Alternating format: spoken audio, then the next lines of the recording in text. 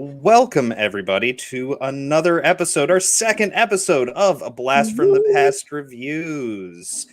This week we are doing, as you saw at the end of the title there, A Knight's Tale starring Heath Ledger, Alan Tudyk, Rufus Sewell, Paul Bettany, trying to remember Jocelyn's name, Shannon Sossaman, Sossaman. It's a something like weird. that. I don't Yeah. know. Laura Frazier. Yes, I am. I actually forgot how fun this movie was. I really enjoyed giving it a watch twice this week. hmm So glad Actually, to I think I have. cried at a couple scenes. Yeah, So, yes. There's one scene in particular where I was just, yeah. I'm not crying. You're crying. Yeah. There's the one in particular really got me. But yeah, it's welcome, everyone. Thanks for joining me, myself, Steven. You might know me as Free Speech Gaming, and my wonderful co-host on this side, Megan. Hey everyone. Hi Phil. Phil is in the Hey, what's up, house. Phil? Phil is here. Phil, have you seen this movie? I need to know. and did you watch Princess Bride, Phil? That is important, yes. Oh, he did. Oh, didn't mean to share that quite yet. We'll get into that in a minute. You did. Okay. You have watched it. Okay, when you had one of your wisdom teeth pulled, do you Oh, remember anything? Were you like high on pain meds? yeah. I'll say wisdom teeth isn't the worst. I mean, when I had mine pulled, I was in and out same day. Yeah. Oh, forgot to watch Princess Bride, Phil. All right, you got to get to that. That is homework. Princess When Bride. I had my wisdom teeth out, they're like they hadn't like come up quite yet, but there wasn't room. So Hmm. I was actually like I was really high. I was so Oh yeah, yeah. I wasn't too bad. I also have a pretty good tolerance for a lot of drugs like that. The anesthesia. Now I don't like wake up in the middle of surgery or anything. Like I haven't mm-hmm. had that happen. I've only been put under twice. Once for wisdom teeth, once for tonsils. Uh, Oh, wow. but yeah, I usually come out of it pretty well. But I do love the videos of people coming out of the anesthesia and they're just completely loopy. Those are my favorite. Yes. It's funny. Oh Oh, well. I definitely can see that. Well, that Will Phil. Sorry, I'm going to be saying Will because it's the main character of this movie. But yes, you know what? I can show comments. That's Yeah, you right. can. I keep forgetting. Yes, look at me showing comments and stuff. Wish I was high. Had to hang with my parents for a few days. Was boring just laying on the couch. See, wisdom teeth. I was out the same day doing stuff. Um, Wow. Tonsils. I was on the couch for a week though. I was down for that one. I never had my And tonsils. oh, I had to have mine out. They were starting to abscess, and like I couldn't drink water. Yeah, I Oh went like almost a week on ice chips and no food. I was glad to have them out. The yes. recoup sucked, but yeah. And after I had them taken out, there's nothing to do. I'm hanging out with my mom and at the time her boyfriend, now my stepdad. Uh, but they're like, "Oh, let's watch some movies," and we watched like Dune and stuff, the 1984 Dune, which I hadn't seen before, and I liked that. And then they put on, oh, what was it? Oh, movie just flew right out of my head. Walter Matthau and Jack Lemmon, when they're old. Crap, I'm that not good movie. with names. Yeah. I'm not good with names. I'm sorry. Well, nonetheless, very funny movie, hilarious movie, and the whole time I'm dying because, like, every time I left my throat, killing me. Grumpy Old Men. That was it.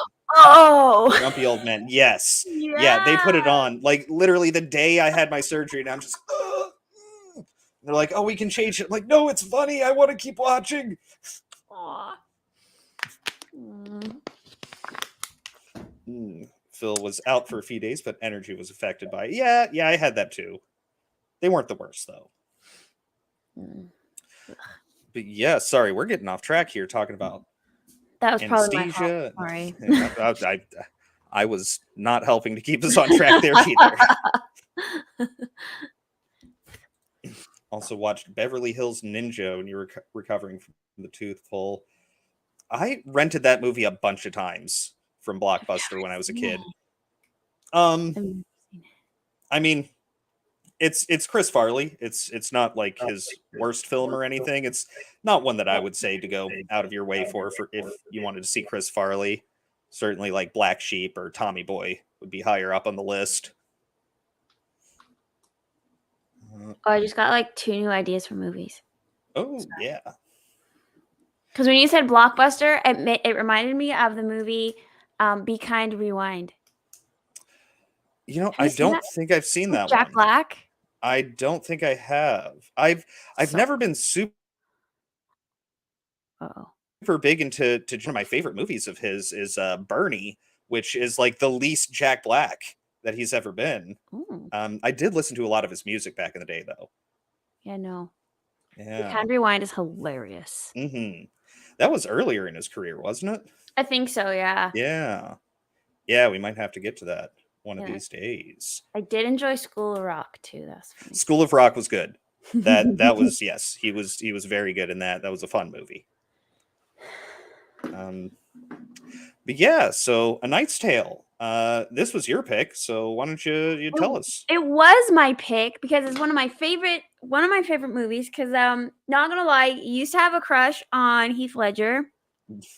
Although when I watched this movie again, I hadn't seen it in a long time, and I was like, he's just not as cute as I remember. So I guess he's not my type anymore. It was the throes of youth, the passion of youth. Right, I guess it was. And I was like, oh, like he's not ugly, but yeah, anyways, that's not the reason I picked it this time, but he used to be, I used to have a crush on him. So anyways, but no, this movie always makes me laugh. I love the music. I've always loved how quirky it is. Like it's set in a certain time period, but it's not actually a period piece whatsoever. Like, and yet, well, some parts of it you're like, oh yeah, that's like the middle age, like 1300s or whatever. Other things are very modern about it, like their hairstyles. Like Jocelyn's hair all the time is very modern looking. Oh yeah. And some of their clothing and like the embroidery on their clothing is very modern. Well, obviously the music doesn't fit the time period at all. I know you have a lot to say about that. Yes. So, but it's so quirky. And actually, when it first came out, it didn't have really great reviews. Like people weren't that into it. And over time, though, I think especially after Heath Ledger passed away, like after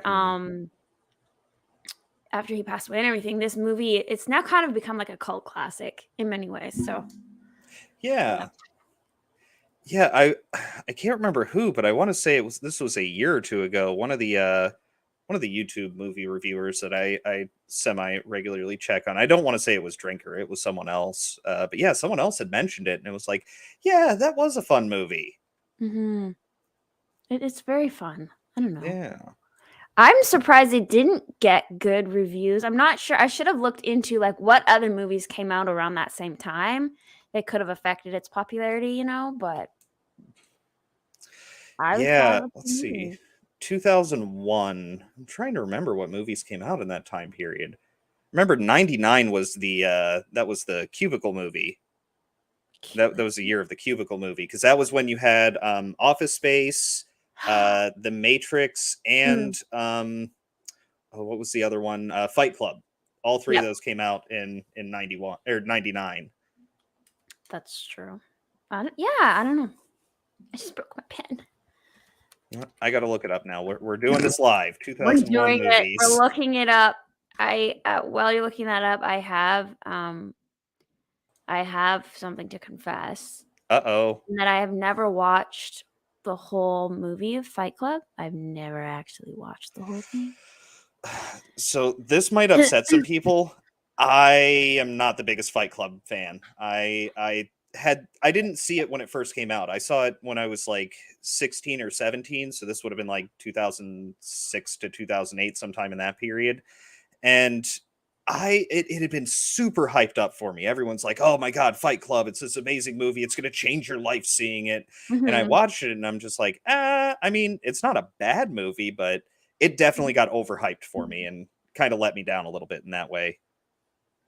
I think the most popular thing about it is a lot of its catchphrases and some lines from the Hmm. movie.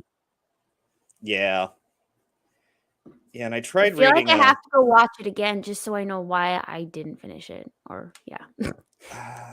I mean, yeah, it's not bad. It's just I don't think it's all that it was cracked up to be. All of the people who got like deeply into it and like it became this cult classic, even though it was very popular in theaters. But it had this huge following for the longest time.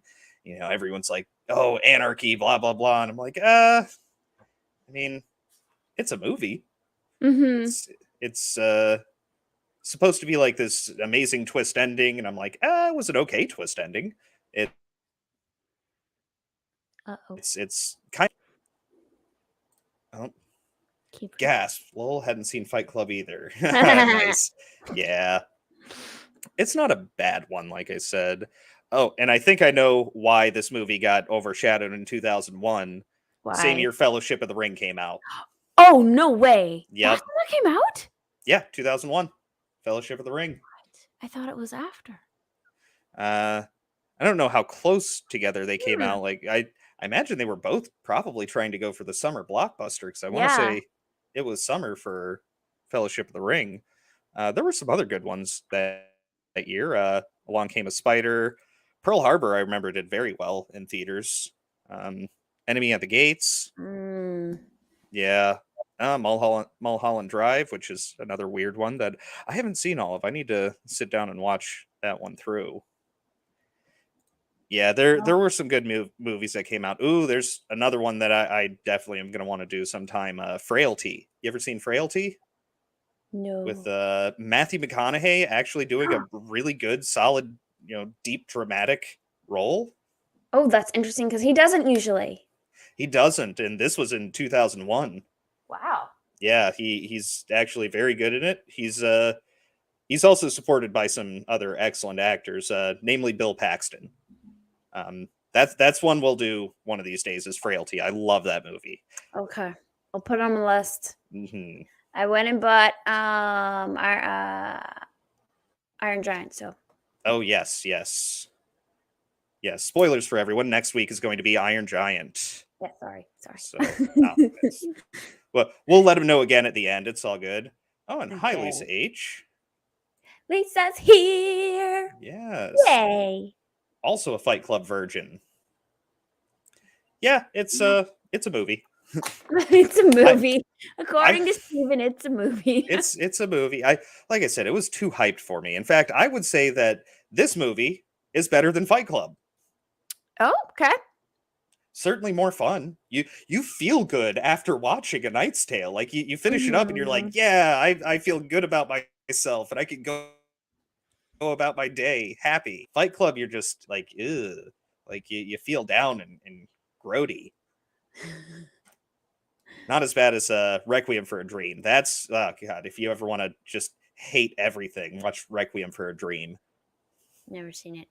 Go on. It's just sad. It's Uh-huh. just sad. There's no redemption in that film. It's just sad. Yeah, I know. Sometimes watch sad movies, sometimes not. Uh, Most it times not. it's I don't know. In my opinion, it's not even like good sad. Like I like sad movies. I don't mind a sad dramatic film that pulls me in. It's dirty. It's the only way I Mm, can explain it. It's a mid 2000s drug culture. It's just a bunch of people doing a lot of drugs and being really really shitty people about it.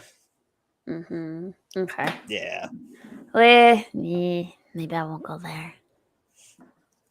Phil saying I need to watch this movie again because I said to myself, "Great, I need a nap." Phil, what movies do you watch? Right? What do you watch, Phil? I need to know. Obviously TMNT. Well, yes, we Yes. knew that. That's his favorite. Yeah. Okay. But yes, this movie. So we're Back. getting off topic again. We're Back a to little running off the rails today. yeah. But yes, A Knight's Tale. With this was your pick. I hadn't watched it since I rented it from Blockbuster on VHS. So Oh. 2002 probably is the last time I watched it. But yeah, I really enjoyed it. It's a good fun time watching it. I really only had like a couple of criticisms about it, which we can get into later. But I would say the good very much outweighs the bad. Mhm.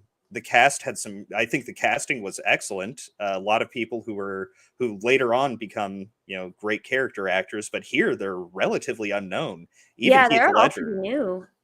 Yeah, yeah. Exception really being Rufus Sewell, who played Adamar, the Mhm, bad mhm. guy. He had done a few movies before this, ones that I'm aware of, Dark City, and he had done a couple others. And he's gone on to be an amazing actor. I love him in Man in the High Castle as Oberstgruppenführer Smith. Hmm. Yeah, he plays an American Nazi who is Whoa. one of the pretty much in control of New York. He's the highest ranking officer in New York in Crazy. that show. Yes, and yeah, he's an excellent of like in this he's just a dick. Like all the time pretty much. He's generally just rude and jealous and mean, but in that show he really has a good what's the word I'm looking for? Dichotomy. He has a solid dichotomy to where he seems like a very loving, strong, patriarchal father figure, and at the same time, he is an iron fist ruling Nazi, like literal Nazi, not That not is a that is a dichotomy, you're right. yeah, but it's an excellent character.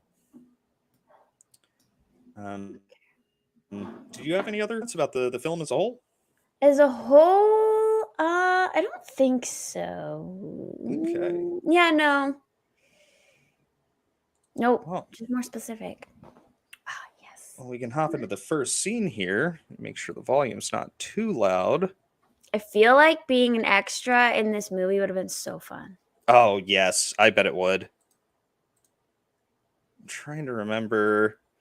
Okay, so yes, this scene skips the opening song. So one thing we have to be careful during this review is the music, Mm, because if depending on what song is playing, we might have to add additional context around the song itself, right. or it's not considered transformative and all that. So we might actually get hit with a copyright strike that would be difficult to fight. During the dance scene, I definitely have something to say. That one will go through. Um, but yes. So it one thing I do want to say about the beginning of this film, the starting scene, it throws you right in. There's not a lot of lead up. I mean, within the first 5 minutes, the movie is going full force. Mm-hmm. Yeah.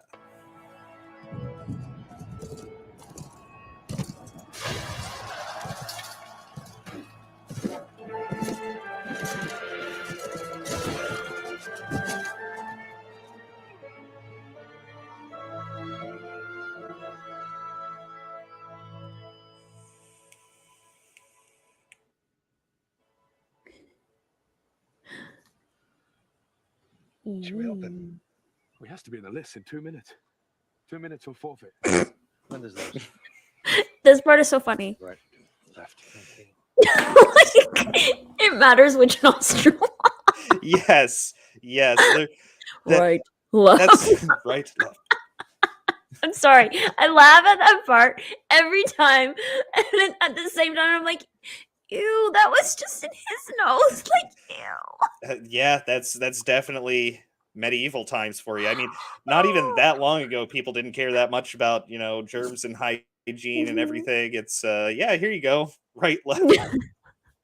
They also did a Yes. really good job. Like, even though it's not like period piece, nobody except the noble people actually look clean. Everybody else is actually quite dirty, which is realistic for that time period.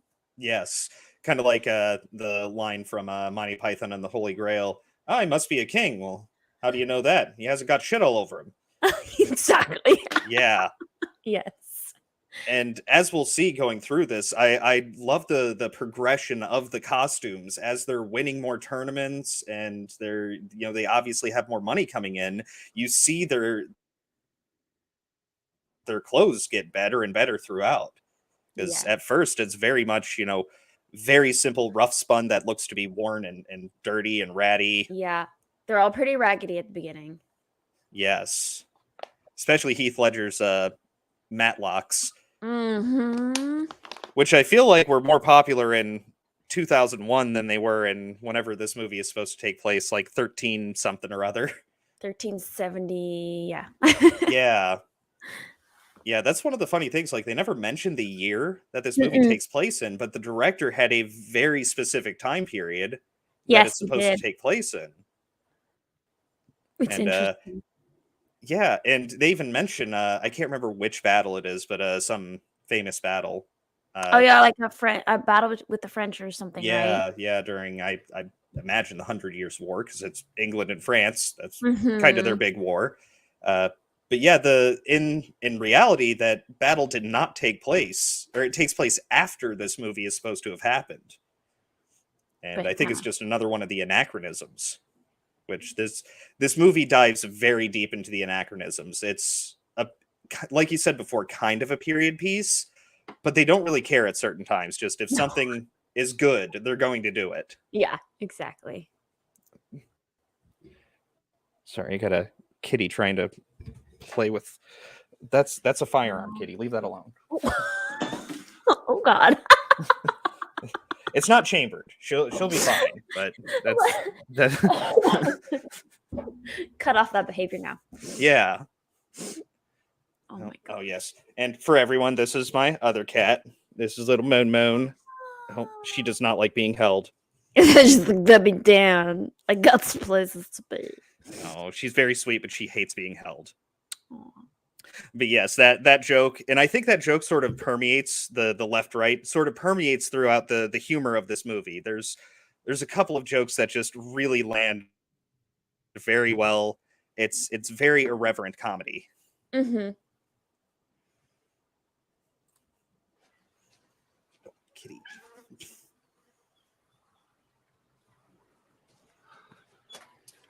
Dead. Hey? 3 scores to none after 2 lances. All Rector needs to do is not fall off his horse and we've won. Oh. He's dead. What do you mean dead? The spark of his life is smothered in shame. His spirit is gone, but his stench remains. Does that answer your question? No. That's one of the best descriptions of someone's death ever. And I love this, and this is basically our introduction to Watt, because this, like, Watt's whole character, he's just he's a redhead, and he's always angry, or he's like, it's really he is angry immediately. Anything sets him off, and he gets set off really fast. And I love, like, this is our introduction to Watt right here. He's about to lose it. Yeah, I didn't think about the redhead part before. Yeah, he's the fiery ginger. That hadn't clicked. I just sort of thought, he's very outrageous, and his motivations are very simple, like as we'll see in just a minute here. But I actually think this whole scene is a wonderful introduction to the 3 characters, and it's something that we've missed in movies a little bit. But I'll get deeper into that in just a little bit. Bit deeper into this scene. No. No, he sleeps rousing. We're minutes from victory. I haven't eaten in 3 days. None of us have. What? We need to fetch a priest. No, he's not dead. Wake up. Come on. Huh? Come on. You monkey. Roll him. Where's Squire? Sir Ector must report at once, or forfeit the match. Oh, he's on his way.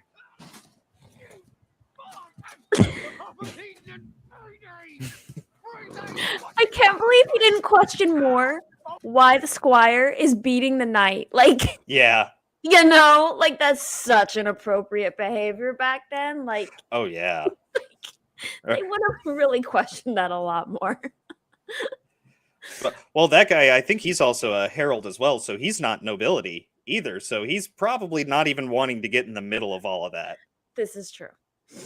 But Oh, man. I really think that's just all of that scene right there, and a little bit further into this is just wonderful introductions to characters. Within 2 minutes of this movie, we know that Roland he's blunt and practical. We know that Watt, outrageous, very over the top, quick to anger, and Will, foolhardy. Because as we're about to see, they take off the armor and he's putting on, foolhardy and wanting to do anything to, as the theme of this movie is, change his stars. Yep. It is really great character intro for sure. And just like setting the whole, like how how they interact amongst each other too. Like that connection between all of them, the relationship. That's what I'm looking for. Yeah, their character dynamics and everything set up within a couple of minutes so we can get straight into the action. Yep. That's a skill. Being able to set that up in a movie and not taking half the movie to like set up all the character relationships and dynamics and everything, but to just get it done in like the first 5 minutes. Yes. It's a skill. I'll ride in his place. Strip his armor. I'm riding in his place. What? Stop kicking him. Calm down. I'm riding in his place. Help me, please. What's your name, William? I'm asking you, William Thatcher, to answer me with your name. It's not Sir William, it's not Count or Duke or Earl William, it's certainly not King William. I'm aware of that. You have to be of noble birth to compete. A detail. The landscape is food. Do you want to eat or don't you? If the nobles find out who you are, there'll be the devil to pay. And pray that they don't. Oh, there is that beginning. I don't think I have the very first joust. It's very quick and simple. Yeah. It's just him not getting knocked off the horse. That's the only goal, pretty is much survive.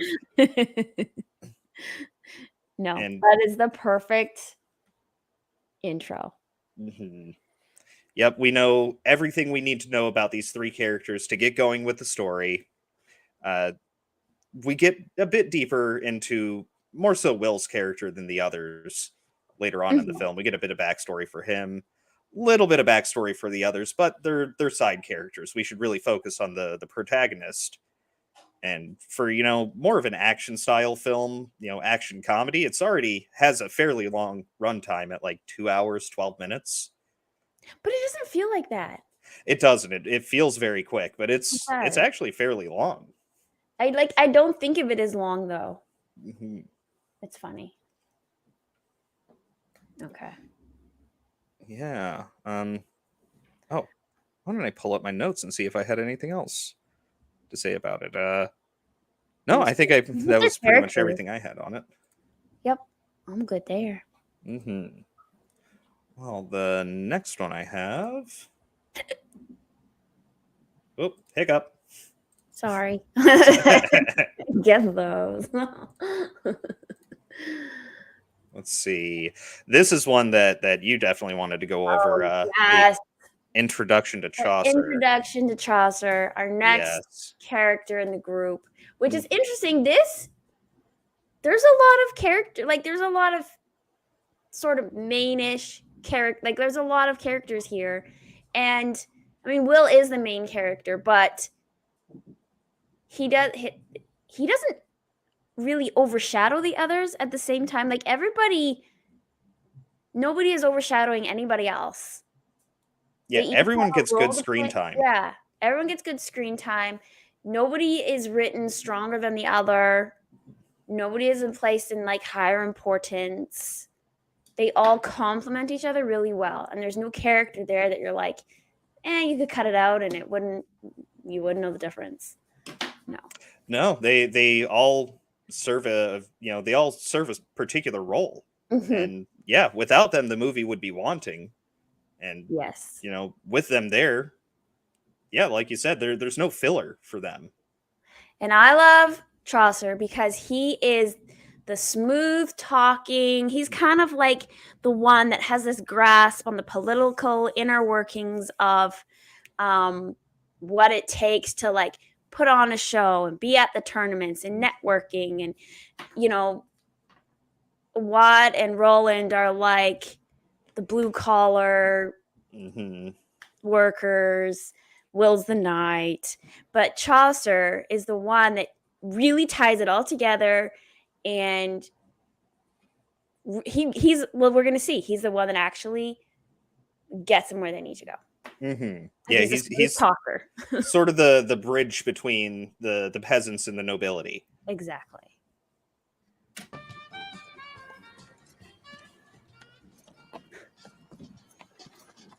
It's my turn to ride. No, we haven't reached the mile marker yet. And I'm not sure you should. Suppose we pass another night. How would it look if my squire rode while I walked? I don't give a witch's teeth. It's my turn. It's my turn. Hey, look, maybe nobody should be riding. The horse is not what he used to be, and we need him, right? Fine. Fine. Morning. Wait, sir. You can pause it. Every time I'm like, wow, that is an entrance. Like, that is an unforgettable entrance. And actually, it's just so funny. Yes. Like, that's his butt and everything. Everybody. He did not have a stunt actor. Get a butt double? No. Some people have butt doubles. No, he didn't. I would need a butt double, and I will actually say it makes me feel good as somebody else who is lacking in the derriere region. I have, as my mother always said, I'm related to Geritol, no acetol. It makes I feel representation in this film. Oh my gosh. This entrance is shocking and memorable and unforgettable, and it's completely unexpected. It's truly completely unexpected. And all of a sudden there's a naked man, like right there, boom. And actually this part was written for him. Yes. This part was written specifically for him because the director wanted to work with him, and they were doing a movie, I can't remember what it's called anymore, and it fell through. Or like whoever was producing it didn't want him, some like the studio, whatever, I don't know, they didn't want this actor. So this director was doing A Knight's Tale, and he wrote this part for him. And again, they had to like convince the studio, because you would never know this when you're watching this movie. You would never know this, okay? But what's his name? What's his character's name? Paul Bettany. Paul Bettany. Paul Bettany is not a comedian. And I didn't know that. I did not know that. Hi, Dr. Jester. Yes, hi, Dr. Jester. Thank you for coming. Praise me. Shush. You would not know that he is not a comedian. Like, I completely assumed that he was, because his role is very comedic. And that entrance is, let's be honest, it's like a comedic entrance. You know what I'm saying? He walks. Oh, yeah, he's just owning it. Yeah. A serious actor would not do that. You know what I'm saying? Oh, yeah. And so they had to convince the studio that this guy could do this, right? Funny is funny. No, if you have a well-written script and you have an actor who can pull this off, it's going to work. So they actually filmed some stuff at his house of him walking around naked and saying the lines, like reading off the lines, and they sent it to the studio, and that helped convince the studio. What? Hilarious. Okay, for a second there, I thought we had read the same article on the trivia, but yeah, you pulled in some stuff I didn't know about. I didn't know they were like, all right, take your clothes off, get the camera out. Yep. It's like, hold on, what kind of movie are we making here? Oh, yeah. Okay. I think. And comedian, Dr. Jester. What? I'm not a comedian? Oh, you mean something else. I mean, you're a jester. You're not a comedian. I mean, comedian in a sense. In a sense. In a sense. Oh boy. Okay. Yeah. Had to pause it there. Yep, I feel representation. The no butt club. And they're all just standing like that. What are Is you doing? quite the angle. Yes. Trudging. You know, trudging. To trudge. To trudge, the slow, weary, depressing yet determined walk of a man who has nothing left in his life except the impulse to simply soldier on. That's a very British sentiment right there. Just everything's gone, stiff upper lip, soldier on. I also love the fact that, again, like we were talking about how in this time period you'd be really dirty. Mhm. He's very dirty. And also it makes you wonder, how long has he been like naked? Like it's been a couple days, right? Yeah. But looking at him, he's been this naked for a couple days. Yeah, because even these three who've been, training and stuff, I'm sure it appears as if they washed afterwards. Will's just had a haircut, Yeah. but they're looking, their clothes are a bit grimy, but other than that, they're looking fairly clean. Mm-hmm. But then he's covered in mud and grime, and his hair looks greasy. Sticking up on one side. Yeah. Oh man. He's not sunburned. Not Good sunburned. point, Paul. Good point. Actually, didn't even think about that. But that's a good point. Especially if he's been walking all day down a dirt road like that. Yeah. Well, it's also England, so the sunny day is probably a rarity. Yeah. In fact, this wasn't filmed in England. I want to say it was filmed in Czechoslovakia. Yep, that's what I read.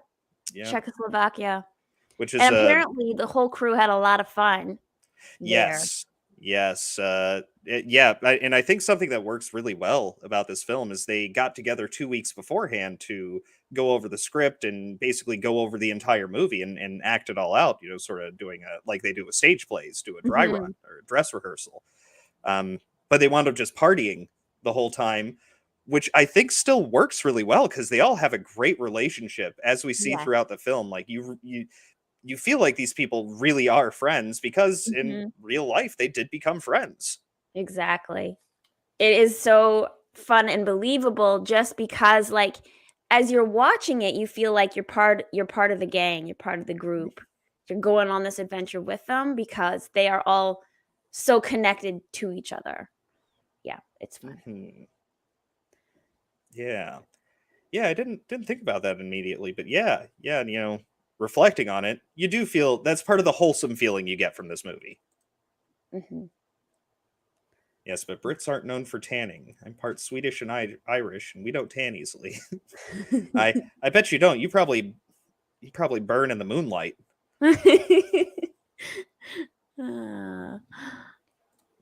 Man. Were you robbed? Interesting question, actually. Yes. And then at the same time, a huge resounding no. It's more a sort of involuntary vow of poverty, really. But on the brighter side, trudging does represent pride, resolve, and faith in the good Lord Almighty. Please, Christ, rescue me from my current tribulations. Okay, this part. Yeah. Alan Tudyk's face here is perfect. So disgusting. Like, and he did that for real. Yep. Okay, first of all, chewing your nails is one thing. He basically he pulled a thorn out of his Yeah, there's a whole disease for that. Foot and mouth disease. Like there's a whole thing. And he's been walking for how many days? Oh And yeah. he just stuck his foot in his mouth. Yep. And actually, he did that. When I was telling you that to convince the studio they had him walk around naked, he did that part. Oh wow. Yeah. So he had to do that more than once. Nice. Man. Nice. And this face right here, you can tell throughout a lot of this movie that Alan Tudyk is having difficulty keeping it together during some scenes, like especially toward the end of this one. Yes. Well, and apparently, Paul Bettany he do a lot of ad-libbing and stuff.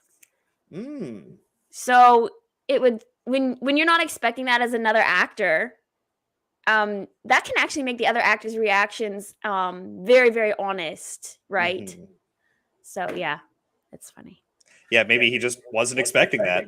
It's like, holy crap.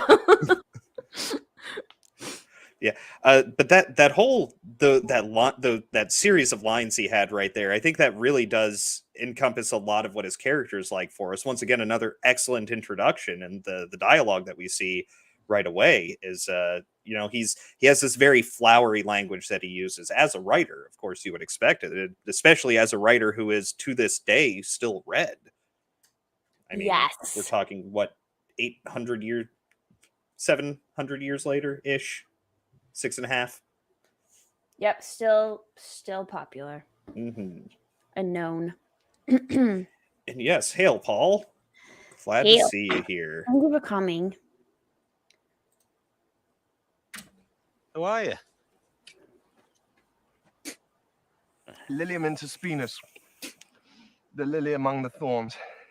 Geoffrey Chaucer's the name. Writing's the game.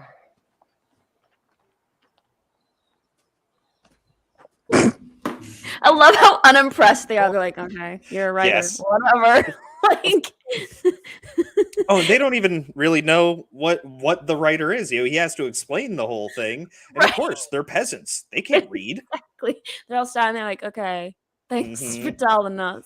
Like, am I supposed to be impressed or The reactions to each other are just so amazing. Ah. Chaucer? Geoffrey Chaucer, the writer? What? What? A writer? You know, I write with ink and parchment. For a penny, I'll scribble you anything you want, from summonses, decrees, edicts, warrants, patents of nobility. I've even been known to jot down a poem or two of the Muse descent. Probably read my book, Book of the Duchess. Fine, well, it was allegorical. We won't hold that against you. That's for each man to decide for himself. that joke And right the there? literary references right there. Yes, and that joke right there, like it kind of went past me the first watch through, but when I was doing the second more critical watch through, it really hit me of like, oh man, that is a really deep and well layered joke, because allegories are for each man to decide himself, but that's not what he thought he said. And I'm trying to I'm trying to imagine, like, the word, was it, probably abstinent was what he had thought, like, oh, that's for each man to decide for himself. And then it's again a funny thing that he's like, he assumes they can also read.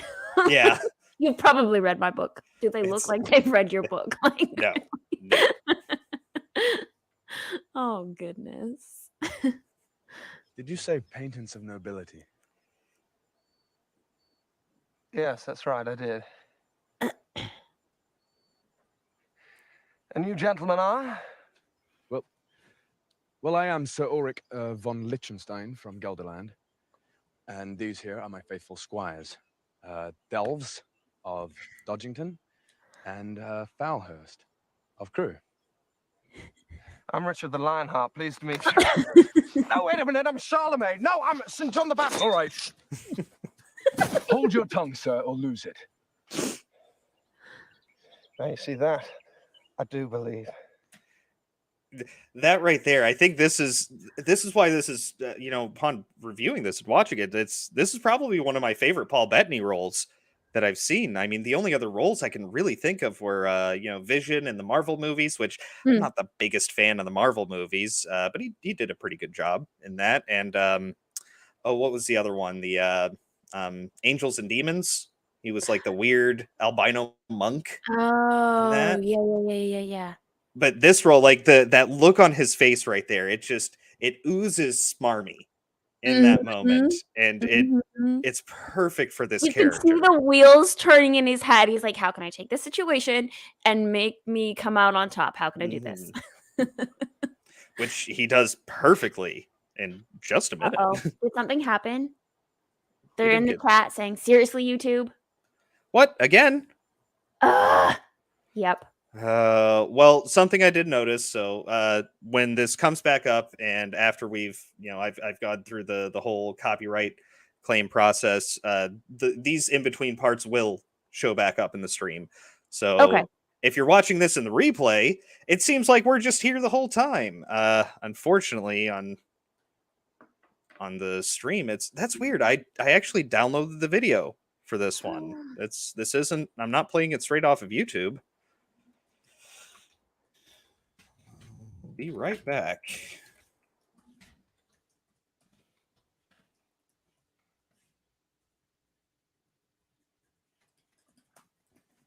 Oh crap! All right, I'm keeping an eye on the stream until we come back. Okay. This is not cool. See, I really like having the videos up. I really think it helps for our analysis of anything. Yes, and then it also sparks like different thoughts that I hadn't had like originally, even in the first 2 watch throughs. You know what I'm saying? Oh yeah, me too. And I was like, oh yeah, there's this thing. Oh, we're back. Good gracious. All right, sorry about that, people. We're gonna have to pause a little bit more often. Also, hail to Small Time Republic. Hi, Small Time Republic. Thank you for joining us. And yeah, if you guys missed what Steven was saying, what were you saying? What was I saying? Oh, if you play back the video, it'll be like nothing ever happened. Yes. Well, thank you, Paul. Aw, thanks. Yeah, and Dr. Jester saying best way to avoid it is just press on the stills 1 frame at a time, but that's not as fun.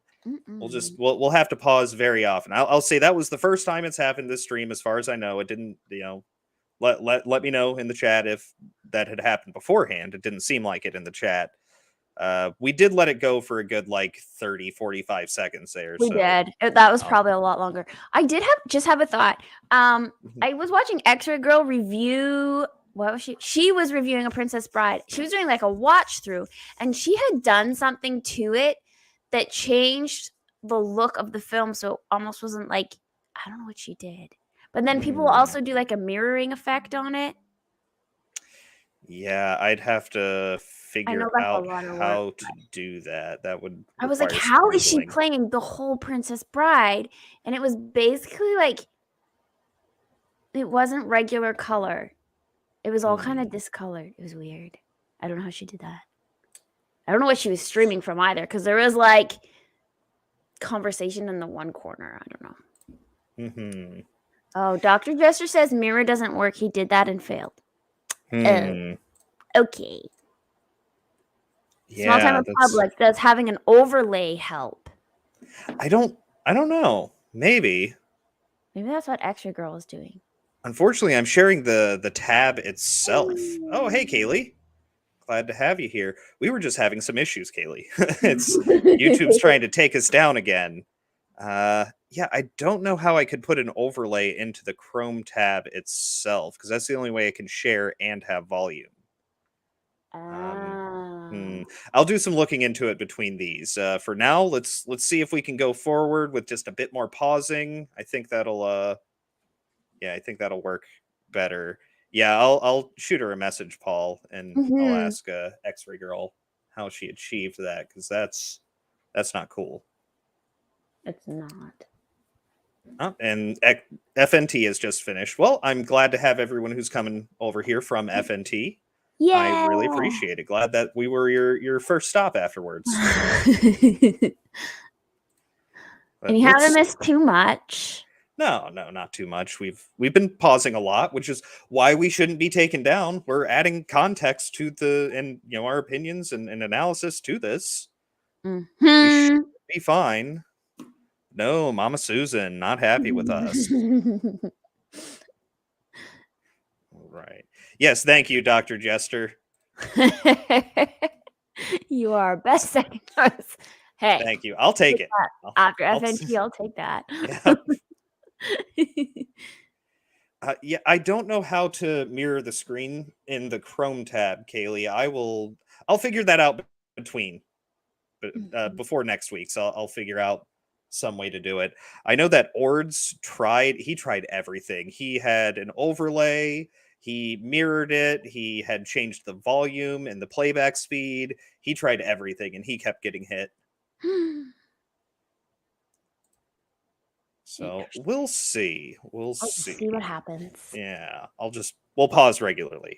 Yes. Yes, So, we will. Ulrich, Thank you. He flinched. Safely put. Yes. That was actually really, really good. I didn't notice that flinch before when I was first watching it, so that was actually good acting wise, actually. Right on time. Yes, Dr. Jester. They do also use the sound to identify copyrighted material. Yeah, it's some of the scenes we may have to turn the volume off because of the music in particular. Yeah, especially the music. Yes.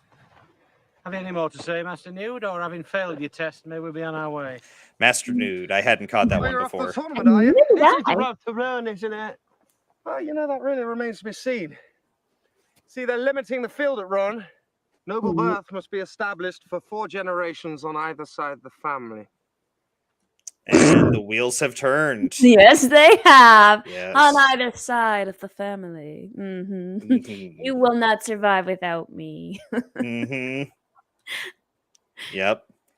Like you said before, he's been hatching this plan the whole time. He's been trying to figure out exactly how he can get, basically, he's trying to grift him, essentially. That's his real plan. Yep. Patents of nobility must be provided. Also, that face. That face every time. Once again, he really was perfect for this character, and you don't expect it from someone who's meant to be more of a serious actor.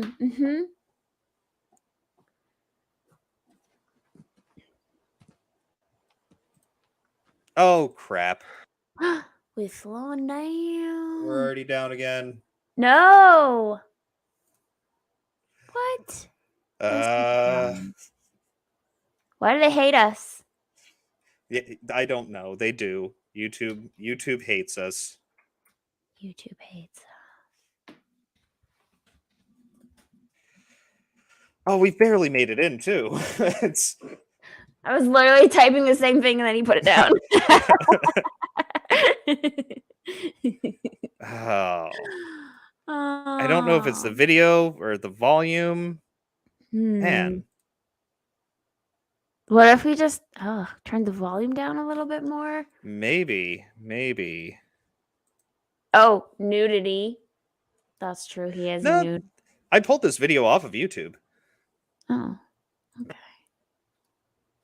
okay.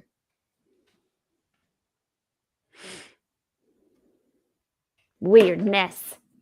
Yeah. Oh, wait, and we're back. We're back. Woo! All How many right. times was happened when we were doing Princess Bride? What, 3?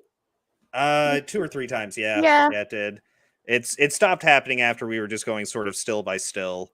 Yeah, I might have to go back to that. It started so much earlier this time. It really did. It really did very quickly in this one. It was 3, Paul. Okay. Yeah, all right. Well, we'll just do like I think somebody had mentioned before, just having to do the scene, just skipping through. Which is sad because there's parts I really wanted to. You got to hear for them to really have the strong effect. Oh well, we'll trudge. We will soldier on. Trudge. Like our naked friend. So let's see. So yes, he convinces them that he'll write the patents of nobility if they give him food, clothes, and let him ride on the horse. Oh man. Conference. His face. He like knows. He knows they're gonna agree with him. Yes. He's got Hang on. full confidence. Watt gets angry again, like usual. All right, man, I really wanted to. All right, I'm gonna risk it. I have the volume down a little bit. You know what? I'm gonna put a little background music on. Let's see if some background music doesn't help. See if we can't get past this. All right. Let's give it a try, people. We'll see what happens here. I did it already. What? I didn't even play anything. I know. As soon as you started your music. It's Streamlabs music. Okay, I'll stop playing the music. It literally. I don't understand. Okay, that was 3 already for us. Man. I'm so pissed. Why did I do this?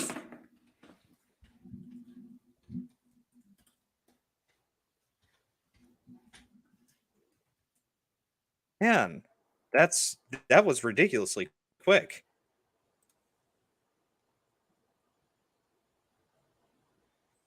Dr. Jester saying he got a strike from watching a trailer from YouTube. Yeah, it's like I pulled these videos off of YouTube.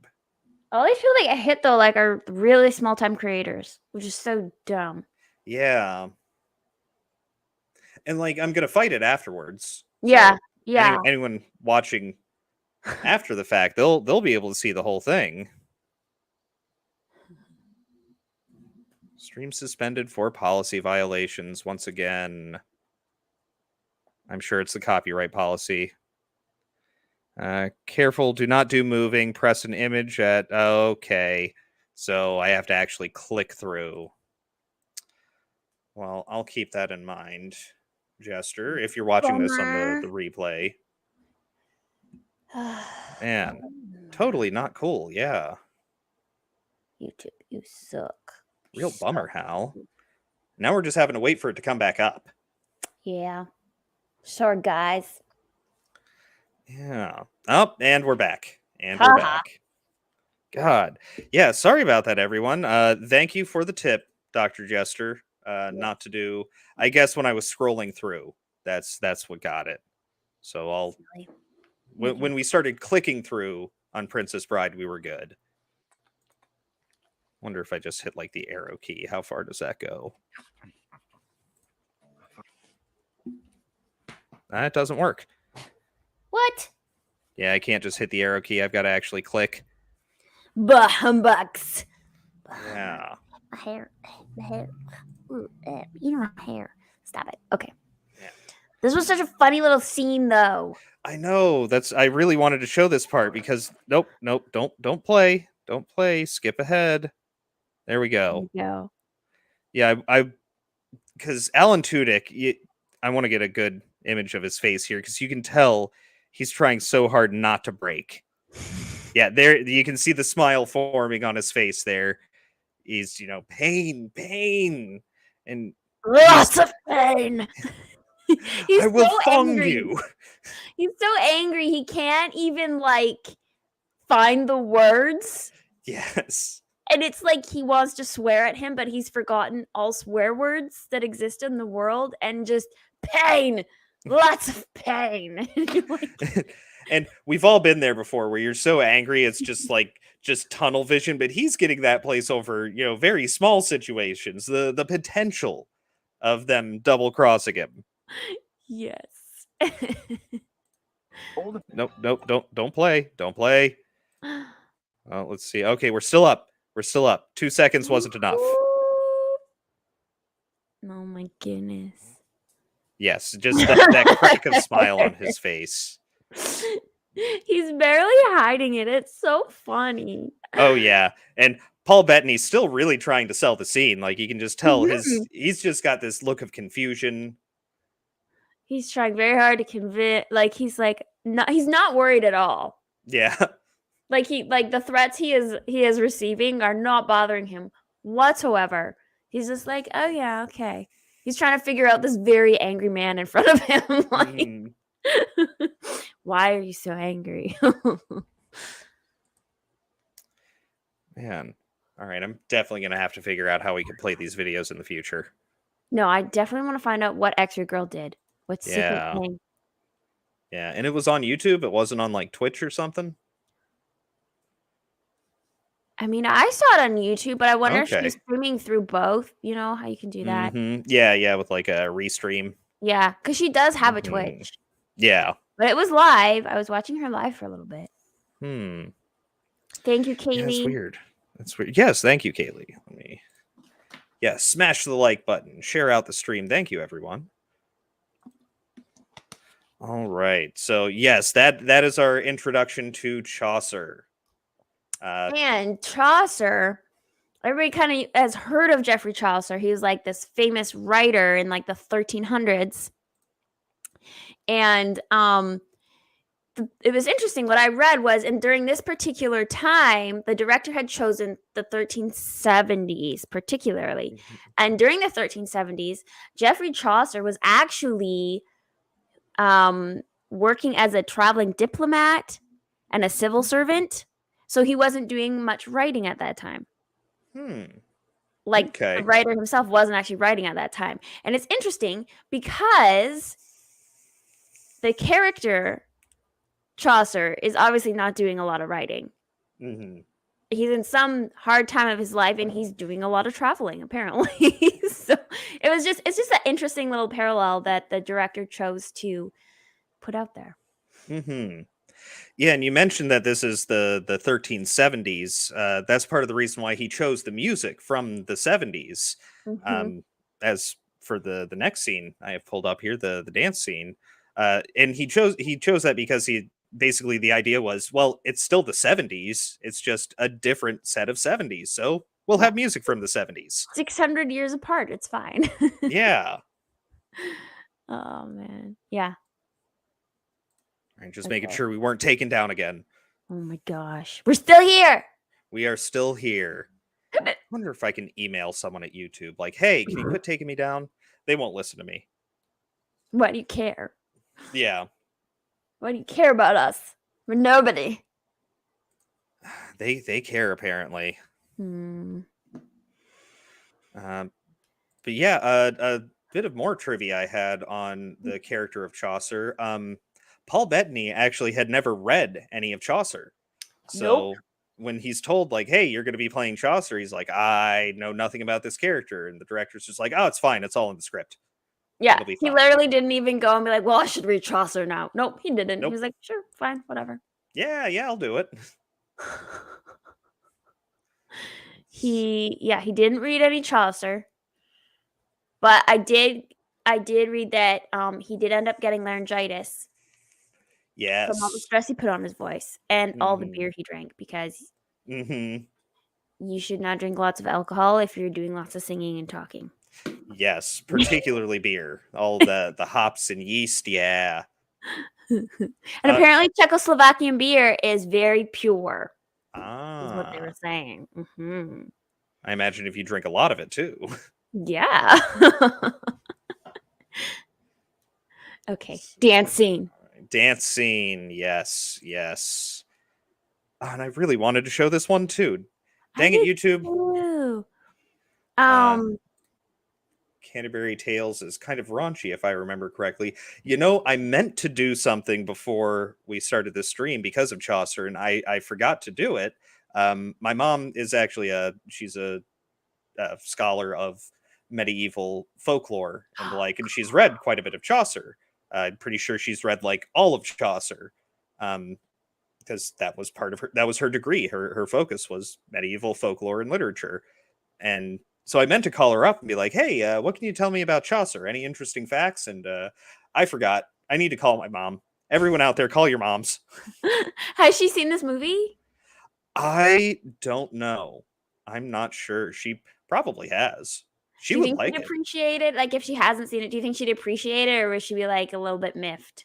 No, I think she would appreciate it. She can appreciate anachronisms in movies. She's also a big fan of just about all of the music that's in here. I'm a big fan of the 70s as far as music goes, and that's where I get it from, is my mom and my dad. So I think she would appreciate it. Also, we're fans of jousting. We haven't gotten to the jousting scenes yet, but that's actually the state sport of my home state of Maryland. I don't know Seriously? why. Yes. Jousting? Yes, Maryland's state sport is jousting. I don't know why. I've actually seen several live jousting events. They have them at the Ren Fair every year. That's crazy. Yep. I didn't even know that. Wow. I would have not expected that here in the States. Yep. Our state sport is jousting. I mean, you'd expect that like somewhere in Great Britain or something. Yeah. Nope. Here in Maryland, that's I don't know why, but it is. That's so funny. Which is probably one of the cooler state sports. Somebody's got to have curling, so that's just boring. I imagine Curling's Iowa's so like boring. shuffleboard or something.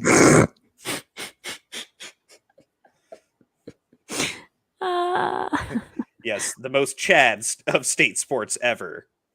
They also have some really dumb things too for the state things. The flag, super cool in Maryland. Sport, super cool. The state song is "Oh Maryland, My Maryland," to the tune of "Oh Christmas Tree, My Christmas Tree." Yes, it's a horrible state song. Wow. And I don't know why. We could have called the national anthem for our state anthem as well, because Francis Scott Key, who wrote the national anthem, was from Maryland and wrote the national anthem in Maryland. So I we didn't could have know called that. that. Yeah. Well then. Yep. Actually, he was from not the same town, but the same county where I grew up, in Frederick, Maryland, which was very country when I grew up there. It's where they filmed the wood scenes for the Blair Witch Project. Oh. Because it's supposed to take place in Burkittsville, which I've been to, and it's a very nice area, but there really aren't any like huge wide open forests in Burkittsville. So they went out to Frederick, middle of nowhere, lots of woods. Great area to grow up, though. Yeah, but Oh, I almost started playing this one. Can't do that. I hope we can get through this. We can get through it. I'll just have to skip around a bit. So we have Adamar being played by the excellent actor Rufus Sewell. He does such a great job of being an asshole. He does. He is great at it.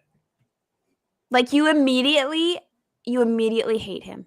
You do. The way he holds his face. Yes. His body language oozes douche. Yes. And he just comes in with because he's first introduced to Jocelyn at the jousting tournament as she's watching it, and he just comes in and he's like, "I'm the man and you're the woman and you're the whatever." Like, and you're like, "Oh, I don't like this guy." Yeah, yes, and definitely like later toward the end of the film, he gets into that to where he views her more as a trophy, yes, than as a potential partner in a relationship. Sort of has the proverbial woman was made from the rib of Adam type attitude, which I imagine doesn't get you many long-term meaningful relationships. I wouldn't think it would. Particularly No. not with modern women. My wife would not be cool with that if I was just like, I'm the man, I'm gonna have the say. There's very few instances where I put my foot down and I'm like, this isn't happening. And every time she has agreed with me because it's a bad idea, and I'm just like, don't go into an inner city alone by yourself at night. That's not cool. Okay, you're right. Yeah. Like I don't have any ridiculous rules, but he would, you're not allowed to leave the house. You're going to be cooking for me. Totally. Blair Witch, you say? I rooted for the witch in that movie. What? Whoa, Paul. The witch that you don't really see. This is true. I guess that also depends on which ending you're watching, because they did do multiple endings for it. But yes, Count Adamar, Rufus Sewell's character, is trying to embarrass Will by saying, "Oh, show us a dance from Gelderland." And he and doesn't Will know how has to. to make one up on the spot. Again, her hair is so modern. Yes. Like it's dyed like red, like fiery red. And it's so out of place for that time period, Oh yeah. but like it doesn't really bother me. Well, they were kind of leaning into the anachronisms with this, and Mhm. I think if they were really trying hard to make a period piece and we had anachronisms, it would be a problem. But they were just like, no, it's a fun film, and Yeah. it's modern story taking place back then. Yeah. They found a Like, really good balance. yes, like especially Chaucer's clothes later on in the film. Those are they really don't fit the time period. But they're so ridiculous and they suit him They as a do. character. They do. Will's struggling to come up with a dance. And I love this because she like immediately is like, he has no idea what he's doing. He has Hmm. no idea. She's just looking at him like, and we do this, and he's like, my And hand. then We bow. It's so awkward. his face is perfect throughout all of this too. You can Yeah, just tell like, what the crap am I doing? it's like when you get put at the front of the class in kindergarten and you are not prepared for show and tell that day. You're like, what do I have in my pockets? What can I show? I have a dance. I'm gonna show everyone. You start like this. Exactly. Aww. Okay, Small Time Republic. Fun fact: the actress with the modern haircut has a child named Audio Science Clayton. Wow. I feel bad for that kid, man. I thought my parents screwed me over with Stephen Francis. Man, that makes me happy for that middle name. Why? Why do people do that? Man. Yeah, especially celebrities. They always Oh, I pick know. these Or weird like, names. let's name my child the weirdest possible thing I can come up with. Yeah. Like, it's not going to make him interesting. Paul says he loves how this movie, like The Princess Bride, doesn't take itself too seriously. Mm-hmm. I think that's why people like it, because it's not trying to take itself seriously. And it's a good balance of they take the process of making the film seriously, like especially the jousting scenes. They had initially wanted to do CGI, and then they moved over to doing practical effects because they didn't like the look of the CGI. All of the actors are doing a very good job and really putting themselves into the performance. But yeah, it's irreverent. You can have fun. Up, and this is where she's like, I need to rescue him. He doesn't know what he's doing. She's kind of like, aw, I'm going to help you. It's, uh-oh. He still looks nervous. Oh, yeah. All right, time to step in. Yeah. And the interesting thing about this actress is she actually moved to LA to study dance and be a dancer. And then she ended up acting and ended up in this movie. And this is the first movie she's ever been in, ever, actually. This is her first time ever being in a movie, ever acting. So she has quite a large role. And she'd come to LA to be a dancer, ends up working as an actress. And during the filming of this scene, the director was like, look at you dancing, fulfilling your dream. Yeah, technically she does get to do that. Exactly. Did also read that like her one regret in all of this was that she didn't take a little bit more time with her career. That she felt like she had been thrown into the lead female role in a movie when she just wasn't ready for all of the work that came along with it. Yeah. Well, especially because she studied dance. And then she actually went on and worked a lot as like a DJ and in the music industry. And her sister was a musician and she had a band with her sister. So she ended up doing a lot more music in the end than acting or dance, actually. Which is interesting. Fun side note fact. the guy who played Hodor in Game of Thrones is Yep. also a DJ. Christian Niarn. Really? Yes, he's also a DJ, and I saw him live in Atlanta on Valentine's Day like 4 or 5 years ago. Wow. Yeah, and he does not go by DJ Hodor. He just goes by his name, Christian Yarn. But he did say when he was starting off the show, and when you see him like in the show, it's all he says is Hodor in this very like low voice. But his actual voice is a little bit higher pitched, and he's very soft spoken. So he gets up on stage, and he's throwing down a pretty solid drum and bass beat. A little bit old for the time period, but I like drum and bass, so I was happy with it.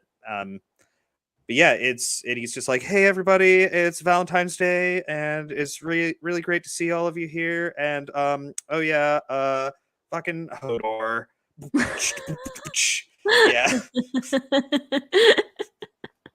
it was great. Man. All right, just checking to make sure we're still up. Okay, we're good. Oh my We're still up. gosh. I'm having to check now, like every 2 minutes. Be like, all right, they didn't take us down again, did they? No. Yes, Jocelyn rescues Will from pure embarrassment. He's still like, what's going on?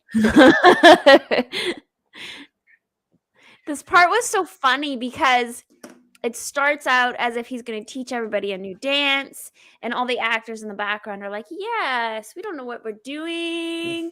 And then it's that total musical type, like in a musical where all of a sudden everybody knows the moves and everybody knows the words and everybody is like, boom, we're dancing. It's just really funny. Yeah, I didn't think about that. Yeah, it is just like in a musical. You just break into song and dance. Yep.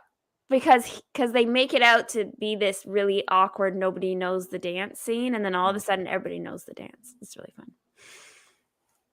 And I mean, he did say that, it's very similar to, I can't remember what style of dance it was. He said it was similar to, so maybe they're just starting off with that and occasionally throwing in the weird arm motions that he does. It's like a farandole. Is that what he said? Yes. I think so, yeah. Yeah. And this right here, the look on Adamar's face, because he was trying so hard to embarrass Will. And it's just completely backfiring. 2 times now he's tried to embarrass Will, and both times it's backfired. And we know from earlier in the movie that he was trying to, he's trying to court Jocelyn. Mm-hmm. And this is when I think he starts to realize he's never going to win her heart. He's going to have to go through some other method, which is why, later on toward the final joust, he says that he's entered into negotiations with her father, completely bypassing the daughter. Mm-hmm. Yep. Because he cannot win her over Will. Mm-hmm. He just doesn't have the same charm. Nope. He's easily dislikable too. Yes. So let's see. I'm getting into the dance itself. This was great because they start out with like those medieval instruments, music. Yes. And you're kind of like, oh, okay, we're at like a medieval banquet dance. And then we get our modern music again. It's great. Yeah, and it's an excellent transition into excellent song by David Bowie. Got a picture of him right back here, Golden Years, which I had stuffed. I got ready to talk about because I figured we would be playing the actual song during the stream. Right. But yeah, it's, second track off of an excellent album of his, Station to Station, which I believe came out in 1976. Yeah, because Young Americans was 75. Station to Station 76 and Low 77. Yeah, excellent track of his. And here, I'm going to try and get into where we actually start to see the transition, because they transition and dance as well. Yes, they do. And it sort of solidifies the anachronisms of this film. I think this is about where it shifts. Yep, it's still pretty medieval, all in like lines and very upright kind of dancing. It's almost like line dancing or square dancing. Yeah. It kind of reminds me of like if you watch Pride and Prejudice or something like that. Mm-hmm. You know, I've never Kind of seen stiff. that. What? I've never seen Pride and Prejudice. I read the book in high school. I'm Well, impressed you read the book. I read the Cliff Notes. Let's be clear. I read the Cliff Wow. Notes. I did not read the book. Well, I took one advanced placement course in high school, and that was AP Lit my senior year. And so and at the same time I was trying to catch up on other classes. So most people have a very light load their senior Yeah. year. I did not. I was Ooh. taking full load of classes senior year and night school to make up for classes I had failed earlier on because I was really trying to get my high school diploma, which I wound up not getting. I wound up going for the GED anyway. Yeah, I was taking the advanced placement literature class, and so it's like, here's a whole stack of books you're supposed to read. A couple of them you have to take the Cliff Notes for. That makes sense. It's like one of my favorites. Oh, is it? Mm-hmm. I don't remember it that well, I will admit. Yes, There this we is go. where the music starts to shift. Yes, you can see it's much more modern dancing. It kind of like gets like more of a swing. Yeah. The dance pattern, like, and the interesting thing about this is Heath Ledger actually he chose this song. He changed the Oh, did he? song. Because yeah, I think they're doing Casey and the Sunshine Band or Okay, like play that funky music. yeah, something like that. Yeah. And he was like, this isn't right. This song doesn't match my character's like his progression, my character progression. He said, this doesn't match it, doesn't match the story. And he went to the director and said, hey, we need to do this song. Yeah. And the beat is, what did he say? It basically the song has the same tempo, Mhm. but it complemented his character's journey better, and the dance patterns were basically the same. So like they had choreographed this scene, and then Heath came in and was like, could we actually try this? And he managed to convince the director, and here we have it. You know, I actually have something written down in my notes just along the lines with that. I thought that it wasn't an accidental choice, and I'm actually really glad to hear it was Heath Ledger who chose this and not the director. That he had made the connection between, you know, this song and Will's character progression, because there's a particular verse that you hear in the song while they're playing it, and I was really glad they added it. You know, they made sure it was this part of the song is in the film. The verses, last night they loved you, opening up doors, and what was it? I'm trying to remember the exact. I didn't write the whole thing. It's Don't ask me. I'm really bad with words and lyrics and names and times and dates and numbers. Yeah. It's normally I'm good with this stuff. I'm normally good with particularly David Bowie. Play it. Oh man. I know, right? I know. Makes me All right, sad. I'm just pulling up the. Makes me sad, guys. It's It makes me sad. totally not cool. YouTube. Oh, there was a Totally really not. well, you're looking that up. There's this really cool scene, where Jocelyn's like handmaiden comes to them all, and she's like, "Are you guys gonna go to the bank? When you come to the banquet, my lady would like to know what you're wearing." And he's like, Yes. "Well, I'm not." And it's so funny because he had just been telling all the guys, "I'm not going to the banquet. We have to go to the next tournament." And she comes up and is like, what is your knight? What is your master wearing to the banquet? And they're like, "Oh, well, he's not coming." He's like, yes, I don't say things you don't know. I'm going. And, And then Roland, like, he's trying to figure out the tunic. It's green with greenish trim and wooden toggles. Yes, and they have to cut off a part of the tent that they're staying in and turn it into his tunic because he's penniless. He doesn't have a tunic. It's funny. It's a really funny little scene right before this one. Oh man. But there's oh, sorry, what were you saying? No, go ahead. I was going to talk gonna about her makeup. Oh yeah, the makeup, which I also imagine wouldn't have been a thing at the time. Like the golden makeup, you know, actually putting gold flake, which was hard currency at the time, in the makeup on her face. Yeah, it's an interesting choice. We like to do that now with the weird, like you can like stick it on your face. It's kind of like almost papery and it like sticks on you, this gold. Oh yeah, the gold leaf. Yeah, the gold leaf. Yep. Did you find your lyrics? I did, and I should have Okay. remembered them. It was it was the second line that just flew right out of my head, and it always happens on stream. I know the whole song otherwise, but it's "Last night they loved you," opening doors and pulling some strings. Let's see, "In walked luck, and you looked in time, never look back, walk tall, act fine." And I always felt that the "Last night they loved you," opening doors and pulling some strings really exemplifies Will's character at this time, because he had to grab fate.